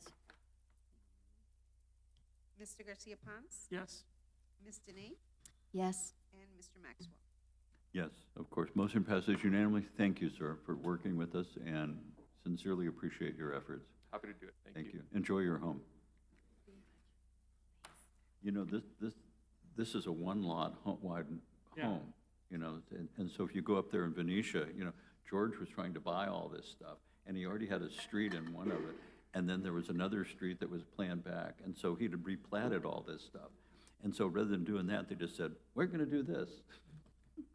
So we got a little bit of craziness up there in the northern section, but that's what makes it unique. More bats. Okay, we're coming here toward, we've got 3 more here to go, so bear with us here, folks. Case file COA SP 2026-011, application for the issuance of a special certificate of appropriateness for the property at 1233 Anastasia Avenue, a local historic landmark legally described as Lot 20, Lot 21, less the north 38.57 feet of Block 10, Coral Gables Country Club, Section 1, Plat Book 8, page 108, Miami-Dade County. Application requests design approval for additions, alterations, and site work. Variants have been requested from Article 13, Section 13303 of the Coral Gables Zoning Code to allow the expansion of an existing non-conforming structure, and Article 2, Section 2-101D4BI of the Coral Gables Zoning Code for the minimum interior setback of the new addition. All right, good afternoon. The President's at 1233 Anastasia Avenue is a designated historic landmark. Alterations to this building include a significant 2-story addition that was approved by the Historic Preservation Board in 2000, and that included a family game room, playroom, and primary suite with additional bedrooms. The proposed design actually requests removal of a portion of this addition, this 2000 addition, and to construct a new 2-story addition facing the rear yard, alterations and site work that includes a new masonry wall with an iron fence. Again, staff is in support of the location of the addition, and it does not modify any of the historic fabric of the building. This addition is located and faces the rear yard and is not visible from the public right-of-way. The biggest changes that will be seen from the street are going to be some reconfiguration of the driveway and the new fence at the corner of the property. The variances that are being requested, again, are of non-conforming existing condition that the property currently has, and they are maintaining, so they're not expanding it, but they're actually just using the existing build-to line to build the addition at the rear. And those 2 variances kind of go hand in hand per zoning's request. Staff recommends approval, as these do not create a more intense condition, but is maintaining an addition that was approved in 2000. I believe that is it. I think my biggest issue here was going to and may have come up, I haven't had the time to talk to the applicant about it, but just to work with staff on the configuration of the new driveway. There was a proposal for a new parking spot that kind of juts out of the original car driveway, and we thought there could be a better way to integrate it to the driveway instead of having it stand alone on the side. Come on up.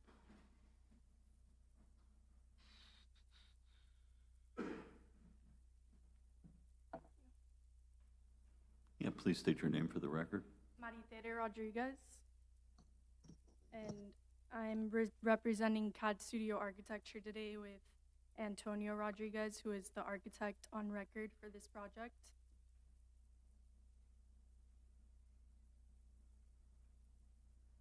As the house stands today, we are not modifying any of the facade from the historic portion of the home, apart from these picture windows in the rear that you see on the bottom right photo on the screen.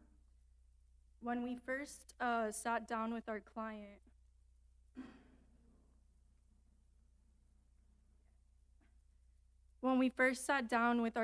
early on in the design process, we noticed that what are now these picture windows were at one point French doors. You could see them here in the elevation of the original home. So we're simply just proposing to restore the original design of the home by changing those existing picture windows back to the French doors.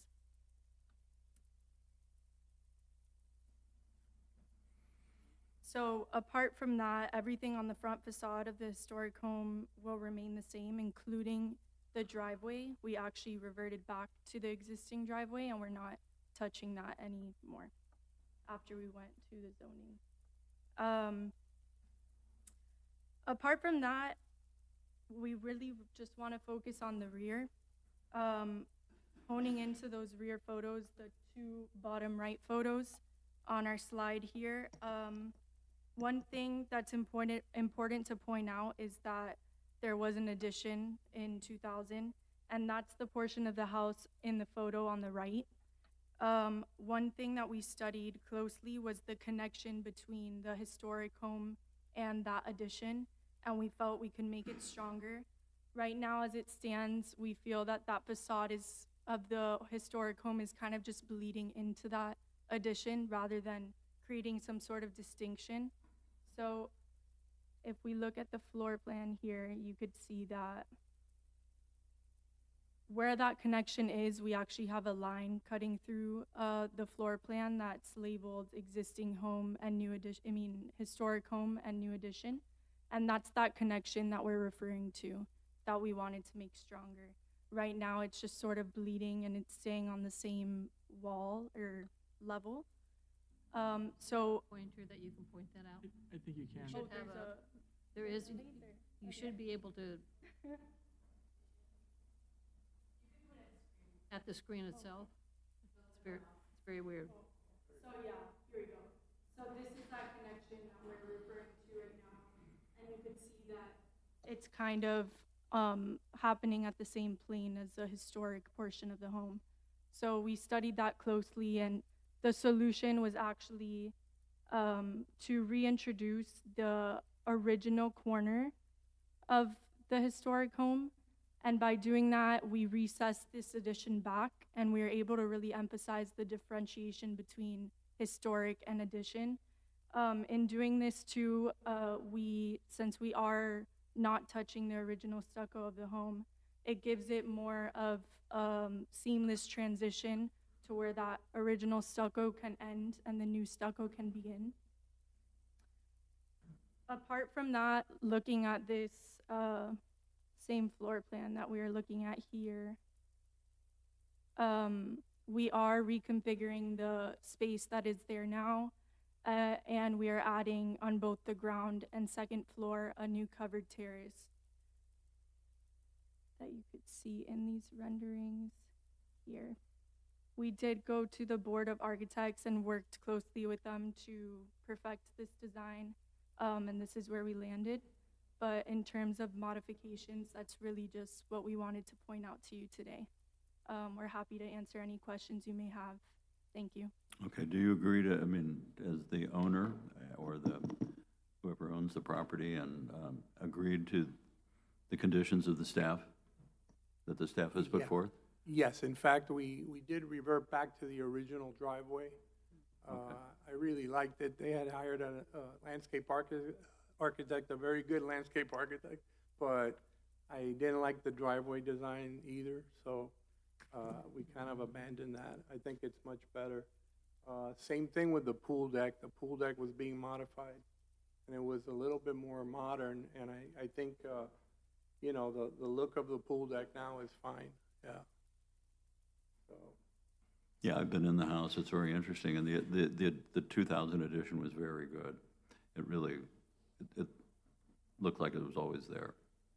Very compatible.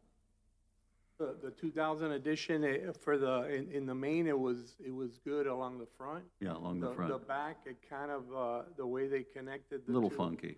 was a little funky, yeah. It created some weird angles, and as Maritere, my daughter, spoke about, the stucco was a bit of a mess. It kind of, the old stucco was there, and then there was like a mix, and then the new stucco began, and it's just unfortunate. Also, by setting back the modification to the new addition, we were able to, you know, kind of visually lower that addition, because the new addition also was higher than the historic house, so. Yeah, in the back. Okay, so if that's it, let's move this on. We're going to try to have a hard stop here in an hour. So, questions? I have a question for staff, Anna, with regards to the comment that was just made. There was condition number 1, which talks about working with staff about the height of the addition. Can you clarify what you're meaning by that if it's already existing?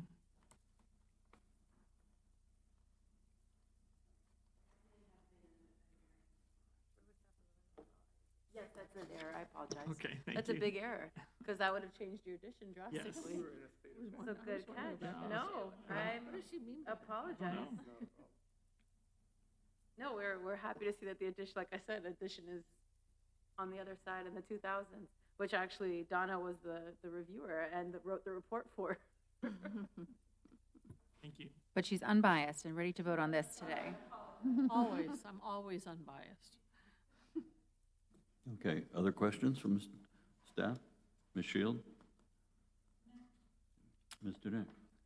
I just wanted to note that all the criteria necessary for authorization of the variances apply, so I would be in favor on all counts. Very good. Ms. Rolando?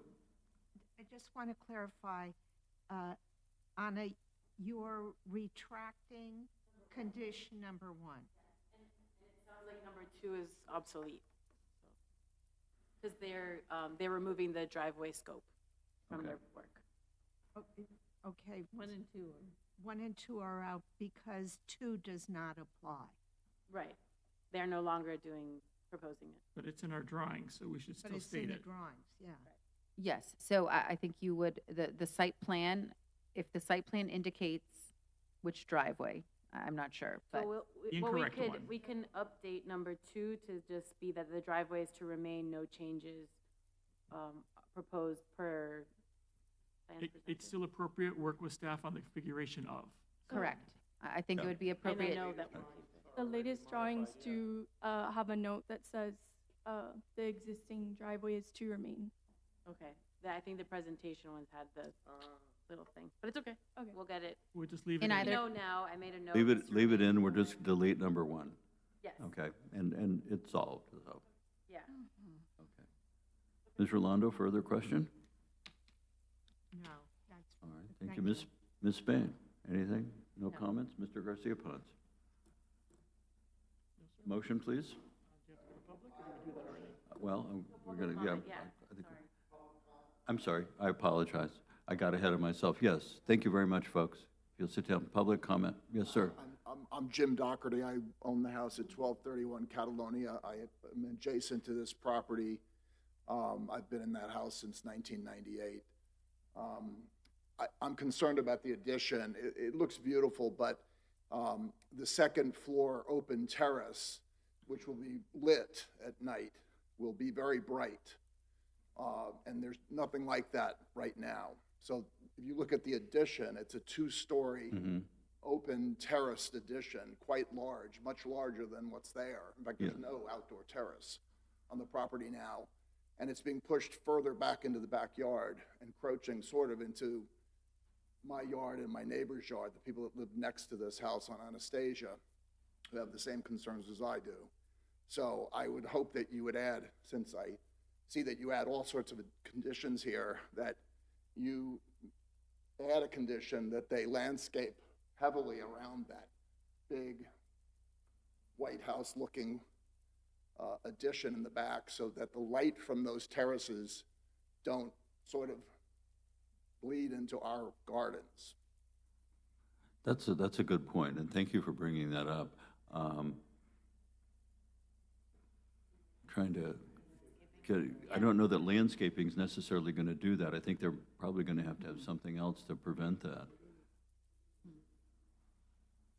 If I may, Please. there is an existing terrace there. If we could see the picture, very unattractive, but we did work with the Board of Architects to actually, if you could see on this picture here, if you could, that we actually recessed the second floor terrace away from the neighbor quite a bit.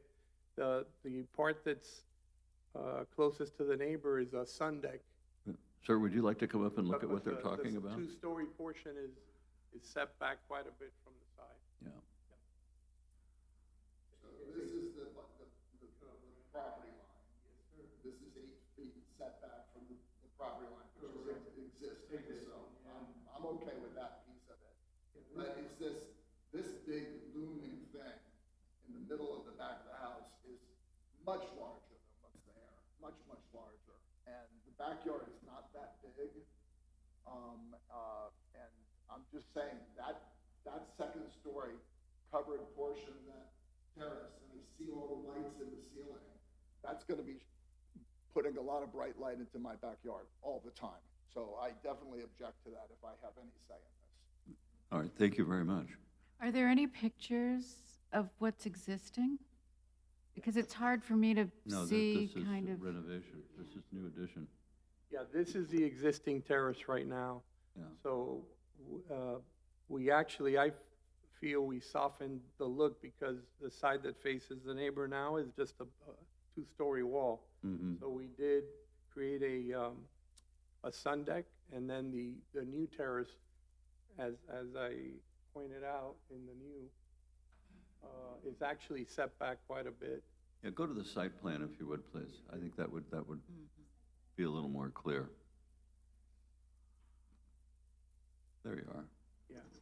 So that site plan, this is what I object to. So that addition, which is the white area, versus the existing home, which is in the darker gray area, the part that I object to the most is that square that's pushed further back into the property towards my property.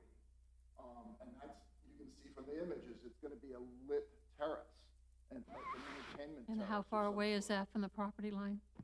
How far away is that section from the property line? No, not that, they're talking about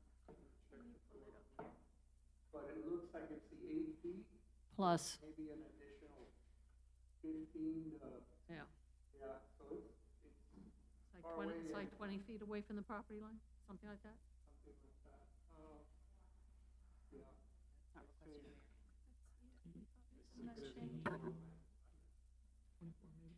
Just for the record, Mr. Chair, I just want to clarify, the variance request is for the side setback, not the rear setback, is my understanding. Yeah, it has to do with the side setback, not the rear setback. The rear setback appears to be much further.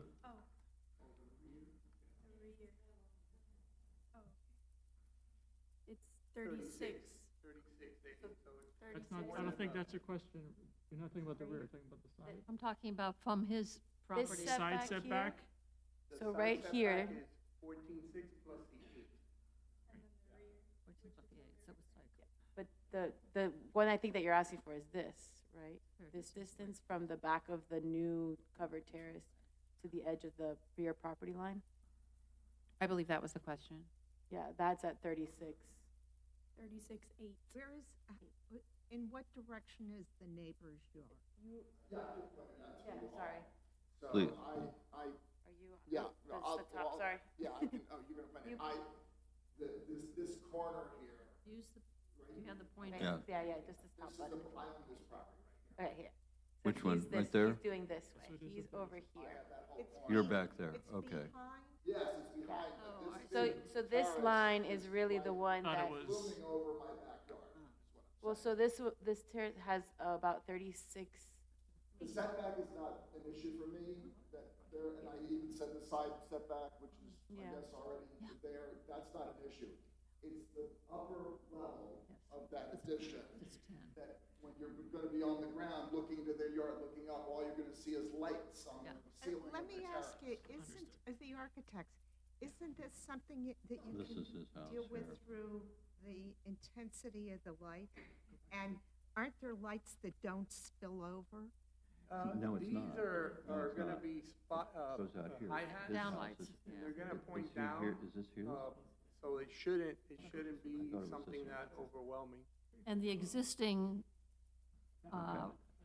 Yeah, I thought, you're able to build 10 feet from his property line, right? Correct. Yeah. yeah, let me, Yeah, can you go And just to reiterate, the Google shot, the Google aerial?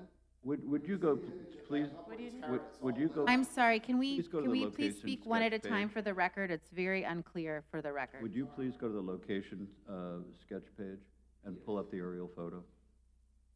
Sir, you're located on Catalonia? Yes. Okay. And you're the second house in, right? You're not on the corner. You have a beige roof, okay? All right, if you can blow that up, please, right there. But I have a large part of my yard is the corner of their property. Can we blow that up somehow so we can see that better? CGTV, could you, yeah, thank you. If you could zoom into that location map? Yeah.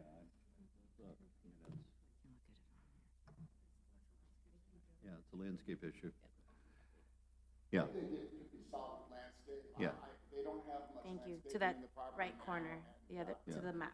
I Yes, just- I thank don't you. really yeah, from the, concerned about that upper there's a lot, what you're saying is that Perfect. there's good tree canopy, but there's not lower level landscaping to prove that. Okay.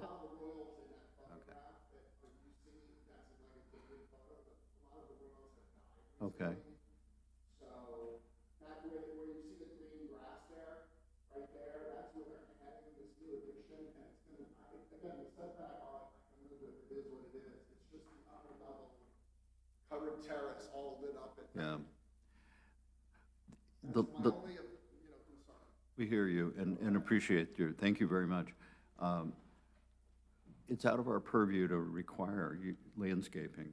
However, to make your neighbors happy, this is a city of neighbors. 100%. Okay, so, That's gonna be covered in landscape. it's difficult to make it a portion of our requirements, but we would ask you in good faith to do that, to work with your neighbor to please do that.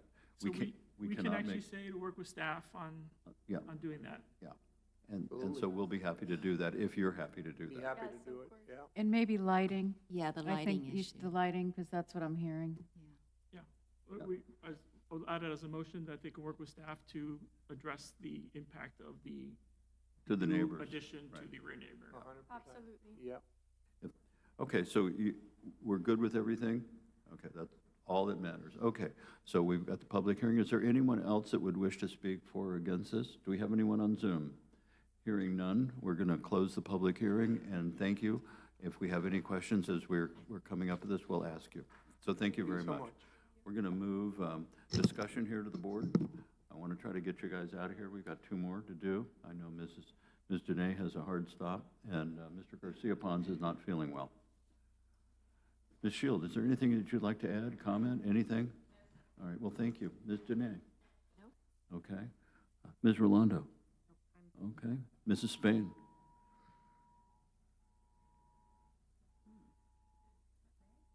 It's a Could be any of Amber us. Alert.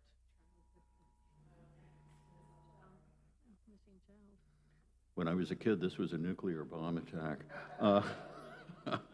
We have no Get under your fallout. desk. We have no fallout shelters here. Okay, Ms. Spain, were there any further questions that you had or anything you wish to add? Mr. Garcia Pons? If not, I'd like to obtain a motion, please, for approval as we discussed. I can try to make the motion. Ms. Dene? Okay. Based upon the testimony provided and the evidence in the record, including the evidence on the variances, I make a motion to approve with the conditions noted above the design proposal for an addition and alterations to the residence and site work on the property located at 1233 Anastasia Avenue, and to approve the issuance of a special certificate of appropriateness with the conditions noted above, including the condition that the applicant will work with staff to address the lighting and the neighbors' concerns. I would also include a motion to approve the variance to allow the proposed addition of a side setback of approximately 8 feet versus the required 15 feet. Do I have to go on, or can I? No, keep you it don't, there? and I'm happy to summarize, but Ms. Denice, just wanted to clarify, I think there had been discussion before that condition number 1 was no longer relevant. I assume that your motion no longer includes condition 1? That is correct. Thank you Okay. for reminding me of And that. then, so yes, to approve the side setback of the side setback variance as well as the non-conforming structure to be altered or enlarged variance. Yes, thank you, thank you. Okay, we have a motion by Ms. Dene, and may I have a second, please, from the board? Second. Okay, Ms. Rolando, we have a motion and a second. Would you please call the roll? Ms. Spain, Yes. Ms. Shield, Yes. Ms. Rolando, Yes. Mr. Garcia-Pons, Yes. Ms. Dene, Yes. and Mr. Maxwell. Yes, motion approved unanimously. Thank you very much. And thank you, sir, for coming. We always appreciate our neighbors participating, and thank you all for your presentation.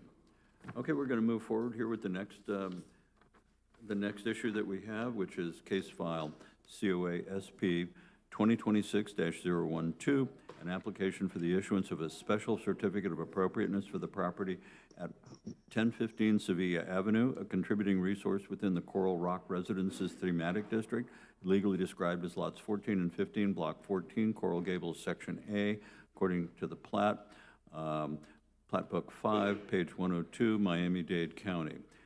Application requests design approval for the demolition of an existing auxiliary structure, the construction of a new detached garage, and addition and alterations to the residence and site work. A variance has also been requested from Article 2, Section 2-101D4C of the Coral Gables zoning code for a minimum rear setback for the porch at the new detached garage structure. Thank you. Ms. Kauth, Good afternoon. welcome. Thank you. Good to see you. Good to see you as well. This is location map showing the existing the property. It is just west of the DeSoto Fountain. It is one of the original 27 Coral Rock residences in the city, constructed circa 1923, is permit number 50. Very early, important house. It is. I look at this house every day. It's across the street from mine. It is, absolutely. I looked to buy this house before I bought the home that I ended up with. It's a great house. So the application requests demolition of an approximately 230 square foot detached playroom structure at the northeast of the property. It was built in 1951. It was actually, we think it was built as a smokehouse because it was attached to a barbecue, but it was called a playroom. Anyway, built in 1951. And the construction of a detached one-story garage structure in its place. The conversion of the existing original two-car garage to the rear of the house into living space. The demolition of an existing breezeway connecting the existing garage to the home, and to reconstruct the breezeway in an expanded manner. That breezeway was connected circa 1949, 1950. We have plans, but they are undated. So that's what we think based on the details. Alterations to the existing residence, including interior remodeling to assemble 3 bedrooms, kitchen, and dining room into a nice master bedroom suite and a new kitchen. And the removal of metal gates enclosing the front porch in the south elevation. These are not original to the home. We are fine with this. Site work includes the removal of the existing swimming pool, pool deck, paver driveway and walkways, installation of a new pool, deck, walkways, and a new driveway leading to the new detached garage structure. The driveway also includes a circular driveway component at the front of the existing residence that staff is not in support of. There is a variance request to allow the addition to the porch that exists at the new garage to have a rear setback of approximately 5 feet versus the required minimum setback of being 10 feet. The garage itself is allowed at 5 feet, so it's just for the porch portion of that structure. So the application, this is one of only 27 remaining Coral Rock residences in the city, an invaluable historic resource. Staff is supportive of the project. Go ahead. But staff has concerns with the alterations to the exterior of the historic structures, namely the alterations to the window and door openings. It's very difficult to relocate coral openings around windows and doors. So the moving or enlarging of windows and door openings should be minimized. We also are requesting clarification on further details as to how the proposed breezeway intersects with the existing garage structure. It's not clear from the drawings. Lowering the height of the breezeway may help with the connection between the two. As I noted, we do not support the circular driveway proposal. I spoke in the report about keeping the garage floor of its converted living space at the level that it's at. Spoke with the architect, and to get it above crown of road, it does have to be raised. But our concern is not with what happens inside that space, it's what happens on the outside of the space. So if that can be achieved with maintaining the openings on the exterior, then we have no issue. There are a number of staff conditions to be addressed, and I'll turn it over to the applicant who's here. I did want to tell him, and I said this personally, but I'll say it on the record, you need 5 out of 9 for an affirmative vote. So if at any point you want to defer the item, it is up to you all to do so. Okay. Okay, thank you. Let the record show that Mr. Garcia Pons has departed. He's an excused absence, and so we have 5 members. We still have a quorum. Okay, please introduce yourself, sir.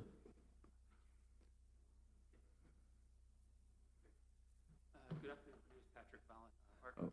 Okay, I'd like to ask you one question here before we go forward. You've discussed this with staff, and you've talked to staff, and you see the staff what the staff has said. Absolutely. Okay. Do you all agree with what the staff is saying? Absolutely. Okay. Okay. I just wanted to establish that. It makes it easy when we go forward. Not only have I discussed this with staff, but I was just going to start out by, well, first of all, Patrick Fallon, architect of record. Thank you. For the client.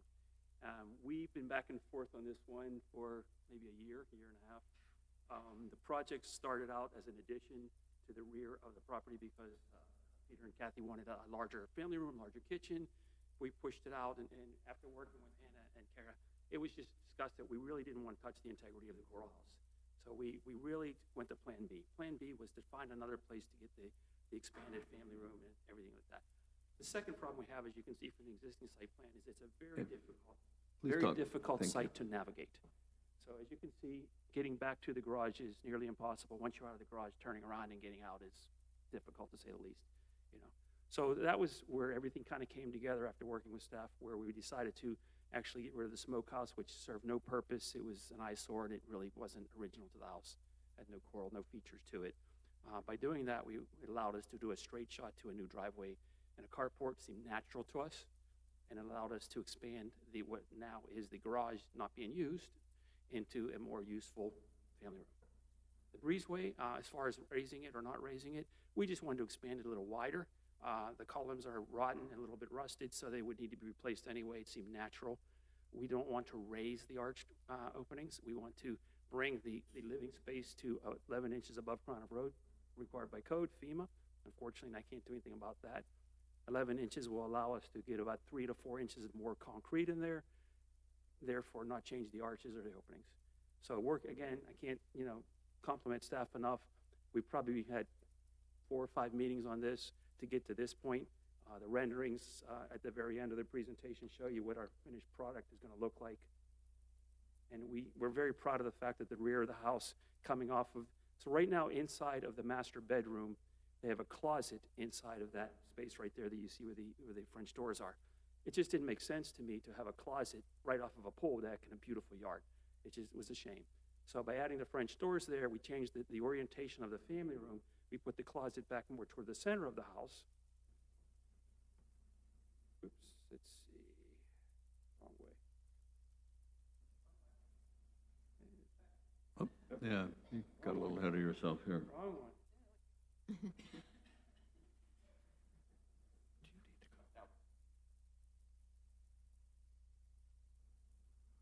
Perfect.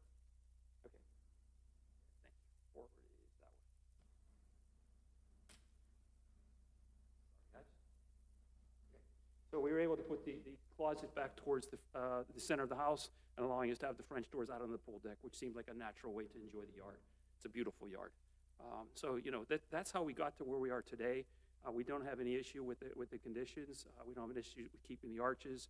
I will discuss the circular driveway function. Since you live across the street, you probably appreciate this. When you drive into the driveway and the first car goes in and it doesn't go all the way back, it's very difficult to back out into the street. So right now, as you probably know, a lot of cars are actually parking in the parkway and actually in sort of the yard. I hate to put it that way. I know that's not the right way to put it. So we're trying to find a way to actually allow for the cars, the first car, the second car, to be able to park in front of the house without having to go all the way back. I'm aware of the fact that it's not a historic element. I realize if you look at all the photos, it's not authentic to the nature. I'm looking more the practicality or the safety factor of it, of backing out into that intersection. So that's why we were trying for the circular driveway. Certainly something we would like to reconsider, but we understand Kara's point of view on that. We respect that. So that's pretty much it. Welcome questions. So I have a question. Any? I'm sorry. Yeah, would you like to speak? Oh, Yeah, please introduce yourself. Peter Escra, owner of the house, 1015 Sevilla. So you know at 8 o'clock and 5 o'clock, rush hour down Sevilla to get from downtown Coral Gables to Kendall is crazy. So adding the addition of us being able to come out front ways as opposed to back out of the driveway, it's important. We've had accidents there before in the past. I grew up in the house next to it at 2716 Granada. My brother backed out on his way to Columbus and got T-boned by a car coming through the stop sign on Sevilla. So for Stop us- sign? You mean there's stop signs The stop there? sign that the police regularly monitor from Venetian Pool to try to stop those people. It's not working. It's a nice attempt, but that's really our concern is Okay. those 2 times of the day, the amount of traffic that we get, and I know they've put in a speed bump there, it's massive. And Yeah. so to back out at that time is very difficult. It's more than it should be. Let me ask you a question here so that we can, because we really want to move to resolve this and help you. Would you be amenable to working with staff on another solution other than that? Okay, very good. Okay, so what we have right now, the staff conditions are that you eliminate the circular driveway. So you maybe widen it or something like that, so it would give you a little more room there rather than having that circular. So if we put that in there as a motion to work with staff on the driveway, would that be acceptable to you? Staff's Very been great good. on every other condition. Okay, thank you very much. And by the way, it's a great house. I've admired it forever, and take down the bars one day. That's part of this. That's part of this application. Oh, okay.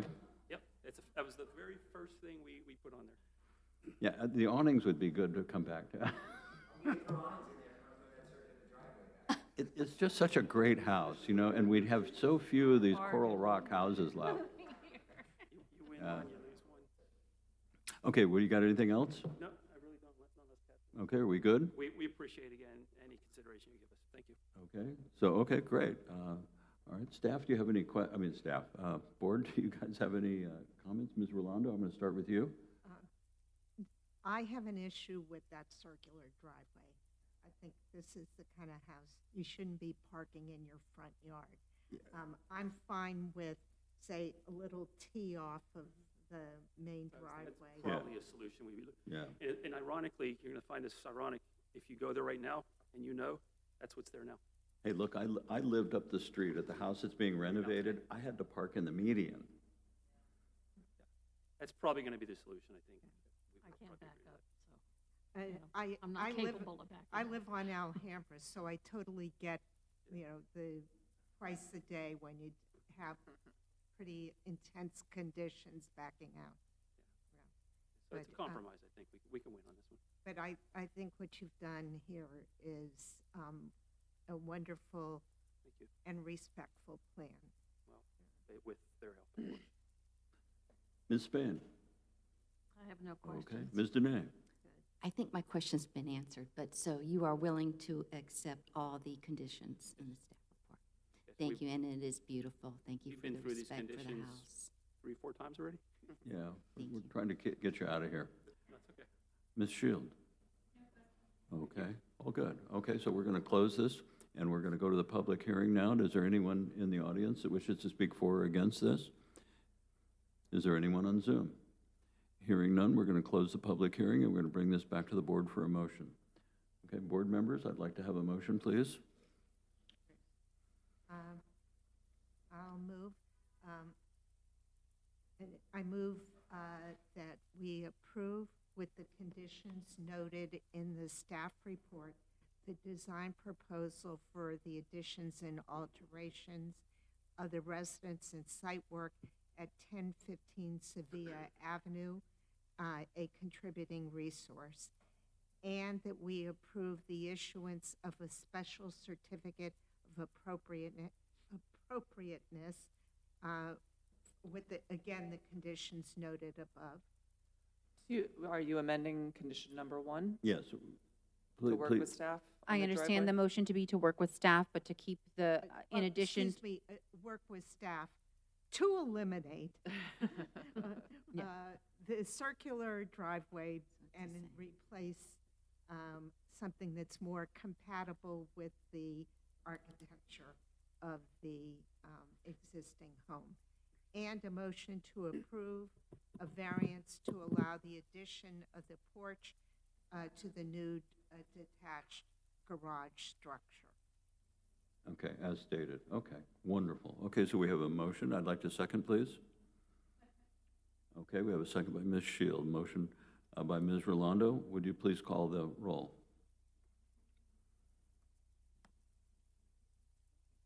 Mr. Garcia Pons. Is not here. He left the room. Ms. Spain. Yes. Ms. Shield. Yes. Ms. Rolando. Yes. Ms. Dene. Yes. Mr. Maxwell. Yes, motion passes unanimously. Thank you, and thank you for working with the board and the staff. We sincerely appreciate it. You know, you guys have one of the best houses in the city. Keep it up. Okay, we're going to move on to the next item, which is our last item, and we promised to try to get everybody out here by 7 o'clock. So we have case file COA SP 2026-013, an application for the issuance of a special certificate of appropriateness for the property at 826 Medina Avenue, a local historic landmark, legally described as Lot 5, Block 4, Coral Gables, Granada section, Plat Book 8, page 113, Miami-Dade County. The application requests design approval for the demolition of a wood frame auxiliary structure, an addition and alterations to the residence and site work. A variance has also been requested from Article 8, Section 8-203C1 of the Coral Gables zoning code for the elimination of off-street covered parking. Staff. Thank you. Location map of the property on Medina. This is a 1940s photo. The property was designed by architect Martin Hampton. It was designated as a local historic landmark in May of last year. The property also qualifies as a Coral Gables cottage and will be applying to designate as such after this meeting to take advantage of the incentives in the zoning code. So I wanted to give you guys a little background on how this project got here because it's a bit unusual. So the project has gone through several iterations. Initially, it was presented to the Board of Architects with the removal of a detached garage structure, a second floor addition, and the addition of a carport to the west side of the home. The demolition of the garage necessitated a historic significance determination at the request of the Board of Architects, which then resulted in the local historic designation of the property. Working with the architect and the homeowner, staff became aware of the existing constraints on the site, most specifically that the front setback is only 14 feet 9 inches, where usually 25 feet is required. So leaving the rear yard is the only location for the septic tank and drain field, and it currently takes up most of that space. Staff required that the detached garage be retained and suggested utilizing it as a living space in lieu of a second-story addition to this early home. Staff also suggested cottage designation with a variance to waive the off-street parking requirement in order to leave the historic home at 1 story. Fast forward, it was discovered that the existing garage is actually a wood frame construction and it's pretty dilapidated. The walls are bowing out. So the current request is to reconstruct the garage with the same footprint and setback and then utilize it as living space. So from the street, you will still have the appearance of the 1-story garage. It will just be attached to the main house with a 1-story addition and be utilized as living space. So that is pretty much what they're asking for.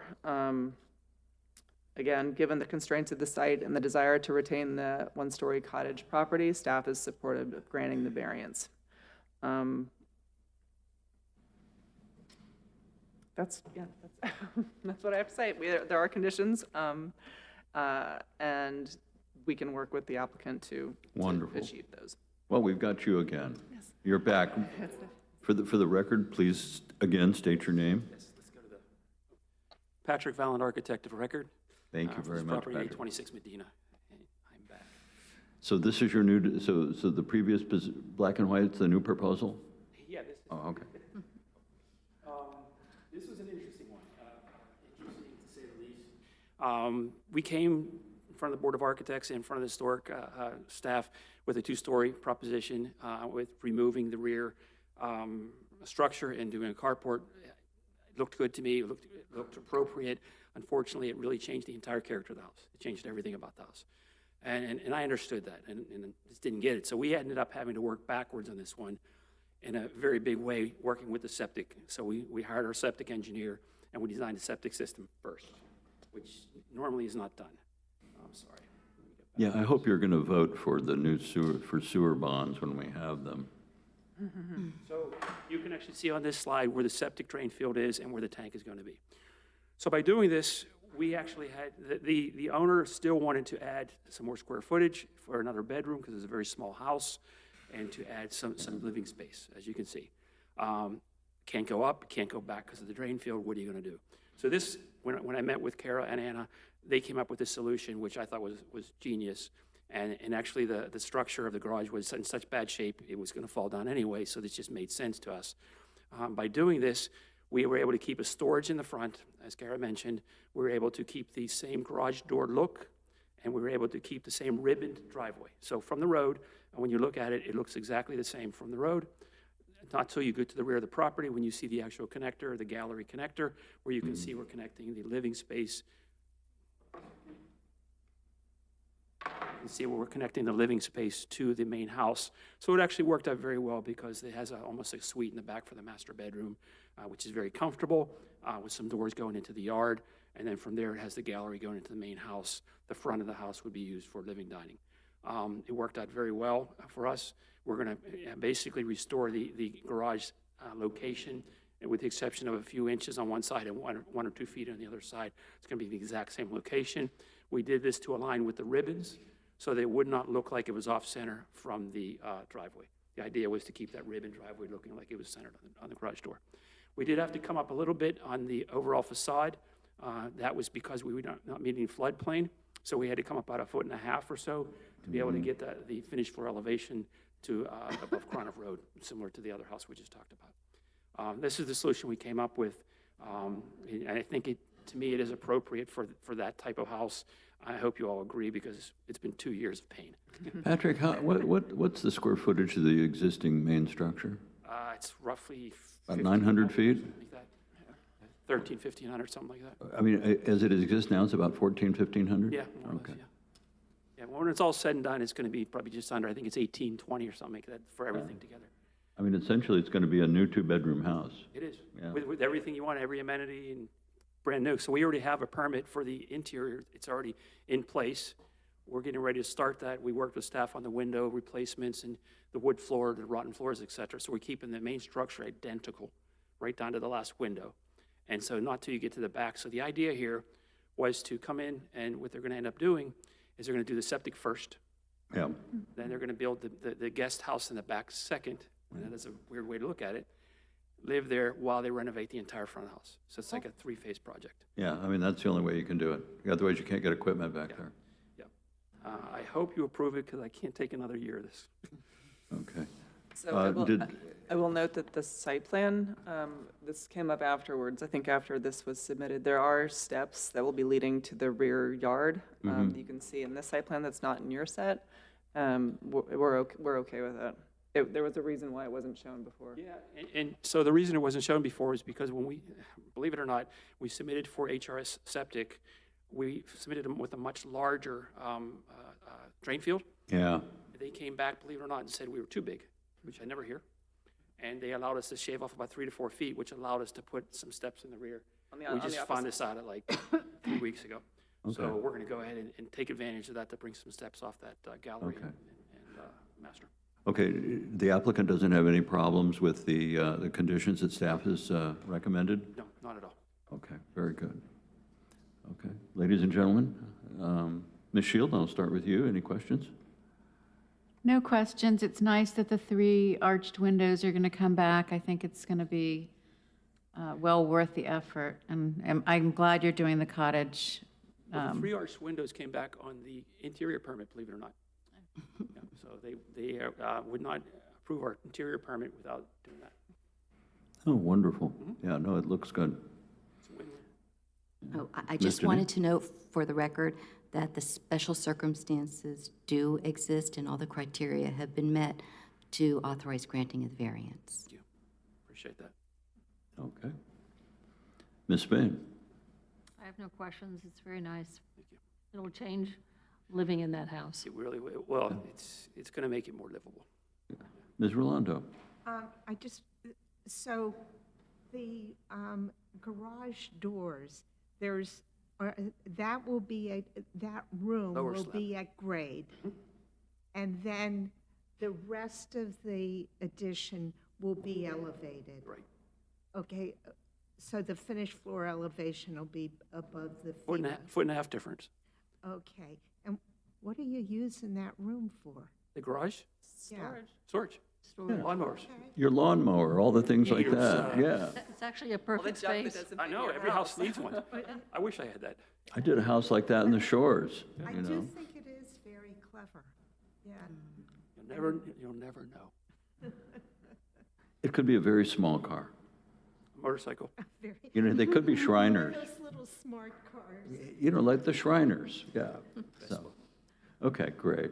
All right, well, thank you very much. I think that, any other questions by anybody? If not, you know, we're going to close that portion and we'll go to the public hearing. Is there anyone in the audience or on Zoom that would wish to speak for or against this? Hearing none, we'll close the public hearing. And we'll come back here to the board for a motion, which will be the last of the day. I can Okay. make a motion.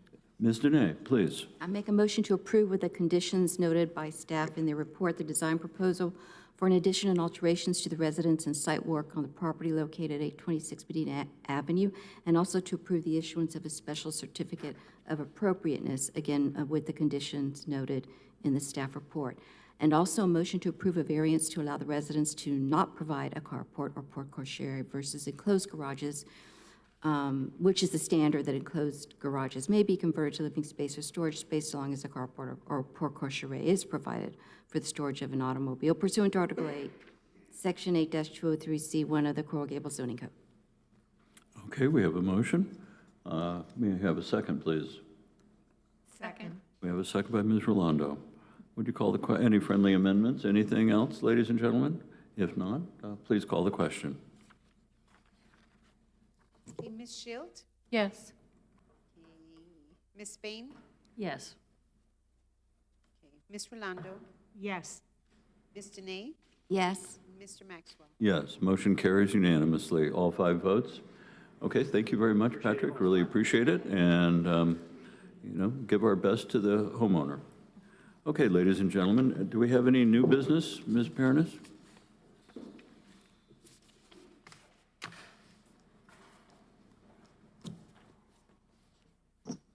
I do want to let you all know, we've just gone through our budget processes on the staff side.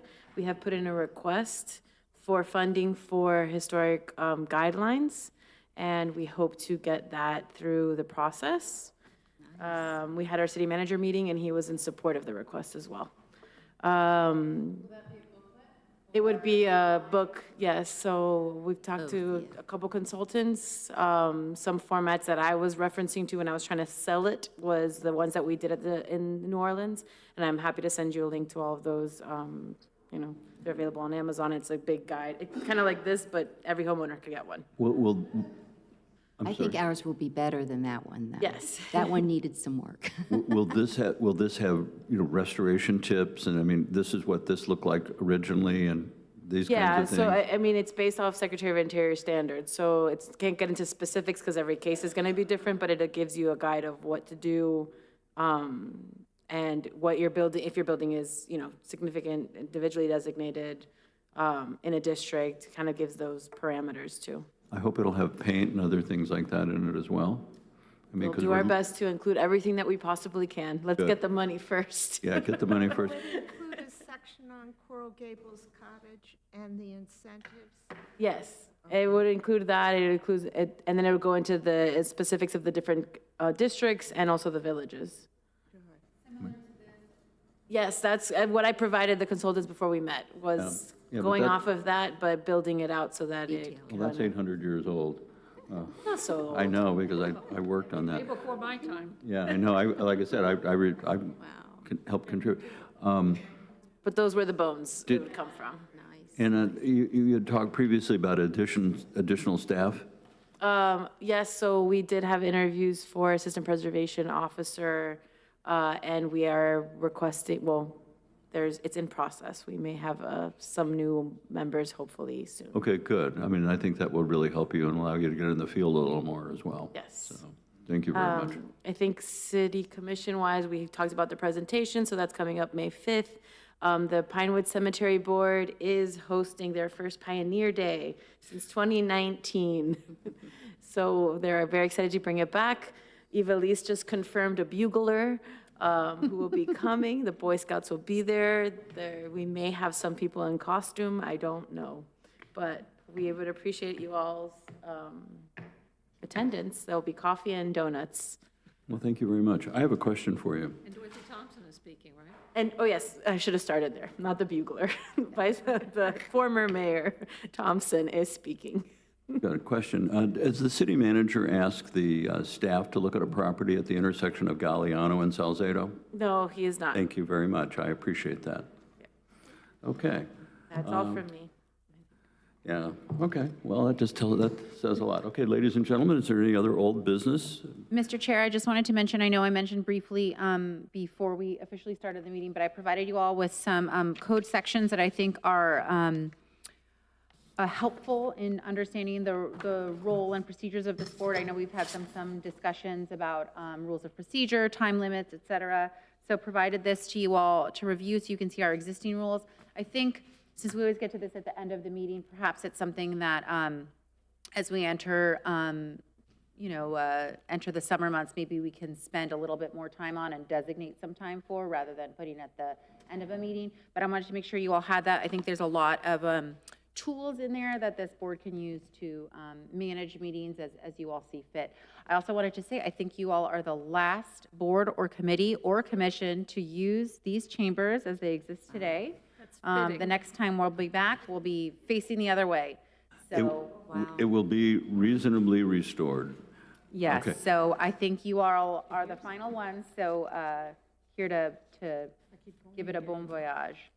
Madam City Attorney, we began these quasi-judicial procedures questions about setting times and things like that. So where have we ended up with this, to refresh my memory? I'm sorry, second time? Remember, yes, where we would set times for. Oh, at yes. the So brief- we generally do not have set time limits for this sort of trial level of hearings in the city. At Planning and Zoning Board, Historic Preservation Board, Board of Adjustment, we don't necessarily have time limits. We have had time limits when we're in an appellate posture at the City Commission because that's based on the record below, right? And here is where we're establishing the record. I think it's something that we can discuss and look at. I know Mr. Nage provided some examples of other cities. One or two of them do have time limits. I think what we've discussed in the past is that it's very difficult if you set that time limit, if you have an applicant in front of you who is asking to explain more. I would suggest that we should always let them at the trial court level. So it may be helpful to give a guideline to say, please, attempt to have your presentation be less than 25 minutes. But I would say that it would not be best practice for us to cut somebody off at 30 minutes and 1 second, if that's something we want to set. It also, as we've discussed, is especially attorneys, you fill the time you're allotted, right? So if we say everybody has 30 minutes to present, we may end up with 30 minutes of presentation when it could have been 10. So just something to consider as we go forward. I think we can have a robust discussion about that, perhaps in a workshop setting, or, we don't have to be sitting in a line like this. But yeah, I think there's a lot of, the chair and the board generally have a lot of control over the rules of the meeting. We do have an order, I know we're trying to get out, but I just wanted to point out, we do have an order of business, and especially for our quasi-judicial boards, you all do a wonderful job of making sure, and staff does, that we do a brief overview from the city, then it's really the applicant's presentation, and then sort of back and forth and public comment, but we do sort of have a flow of the meetings, we have a flow of the agenda. To the extent that there's things you want to change with that, we can certainly discuss them. If they're not in the code, you all can establish some rules of procedure. We just need to come together and discuss those, I think. All right, well, thank you very much. You know, Can I ask you a question about that? I'm sorry. Oh, go ahead, please. Those other municipalities that had boards that did limit the time, were they recommending boards, or were they the final determination at the historic board? I don't know that I looked that closely at that. I can look. They were sort of general quasi-judicial procedures. I don't know that they were all. They were general quasi-judicial procedures. Oh, okay, They were all quasi-judicial? Yeah. Okay. So this board is unique in that this, along with Board of Adjustment and Board of Architects, are really the only final deciding boards. Planning and Zoning Board is a recommending board to the commission. And so with that in mind, I think that's why we'd like to be very mindful of the time that applicants get here in front of you all to build a record if and when they choose to appeal. Let me ask a question about moving off topic. So if let's say we have a presentation, it really begins to veer. The chair could certainly redirect to the issue at hand, and if the veering comes from this board, that's something more than. Well, I mean, if it comes from the applicant, I mean, if it. Yeah, I think you could readdress them with a question or ask the presentation to focus back on an item. That's certainly fine. If that's an item they really feel like is necessary for your understanding of the application, I would let them proceed. But I certainly don't think it's out of line to ask someone to focus on an area or redirect their presentation. Okay, so I guess the summary is that we should and continue to discuss this and move it into a more formal proceeding when we have our annual workshop this year, okay, sure. Which hopefully will be maybe June or sometime when we set that up. We usually try to do that kind of in a low peak, so we can do that. And I think we can move to, establish a little more direct procedures just to make it flow. The flow is wonderful. I think we all stick to that very well. But just limiting things, particularly when someone decides that they're going to go compare a local building to the Empire State Building. So, understood. Yeah. And that's what I mean about redirect. Okay. Understood. Okay. I'm having a hard time hearing you. Yeah, I have a hard time hearing me too. If they change this room, I think it'll be so much I better. apologize. I apologize. I think the acoustics are going to be so much better in this. Oh, will be. they're going to be absolutely better. This is the worst. And I have 2 hearing aids. And just for the record, I do think our next meeting, we will be back at the Police and Fire Headquarters. So like I said, last meeting here. And sometime during the renovation, the board would like to have a tour. A hard hat tour? Of course. Yes, absolutely. You will have to Some of sign us a may not waiver. need helmets. Okay, is there anything else before the board? If not, hearing none, I'm going to ask for a motion for dismissal or just say we're done. Motion for dismissal, so moved. Thank you, ladies and gentlemen. It's a pleasure.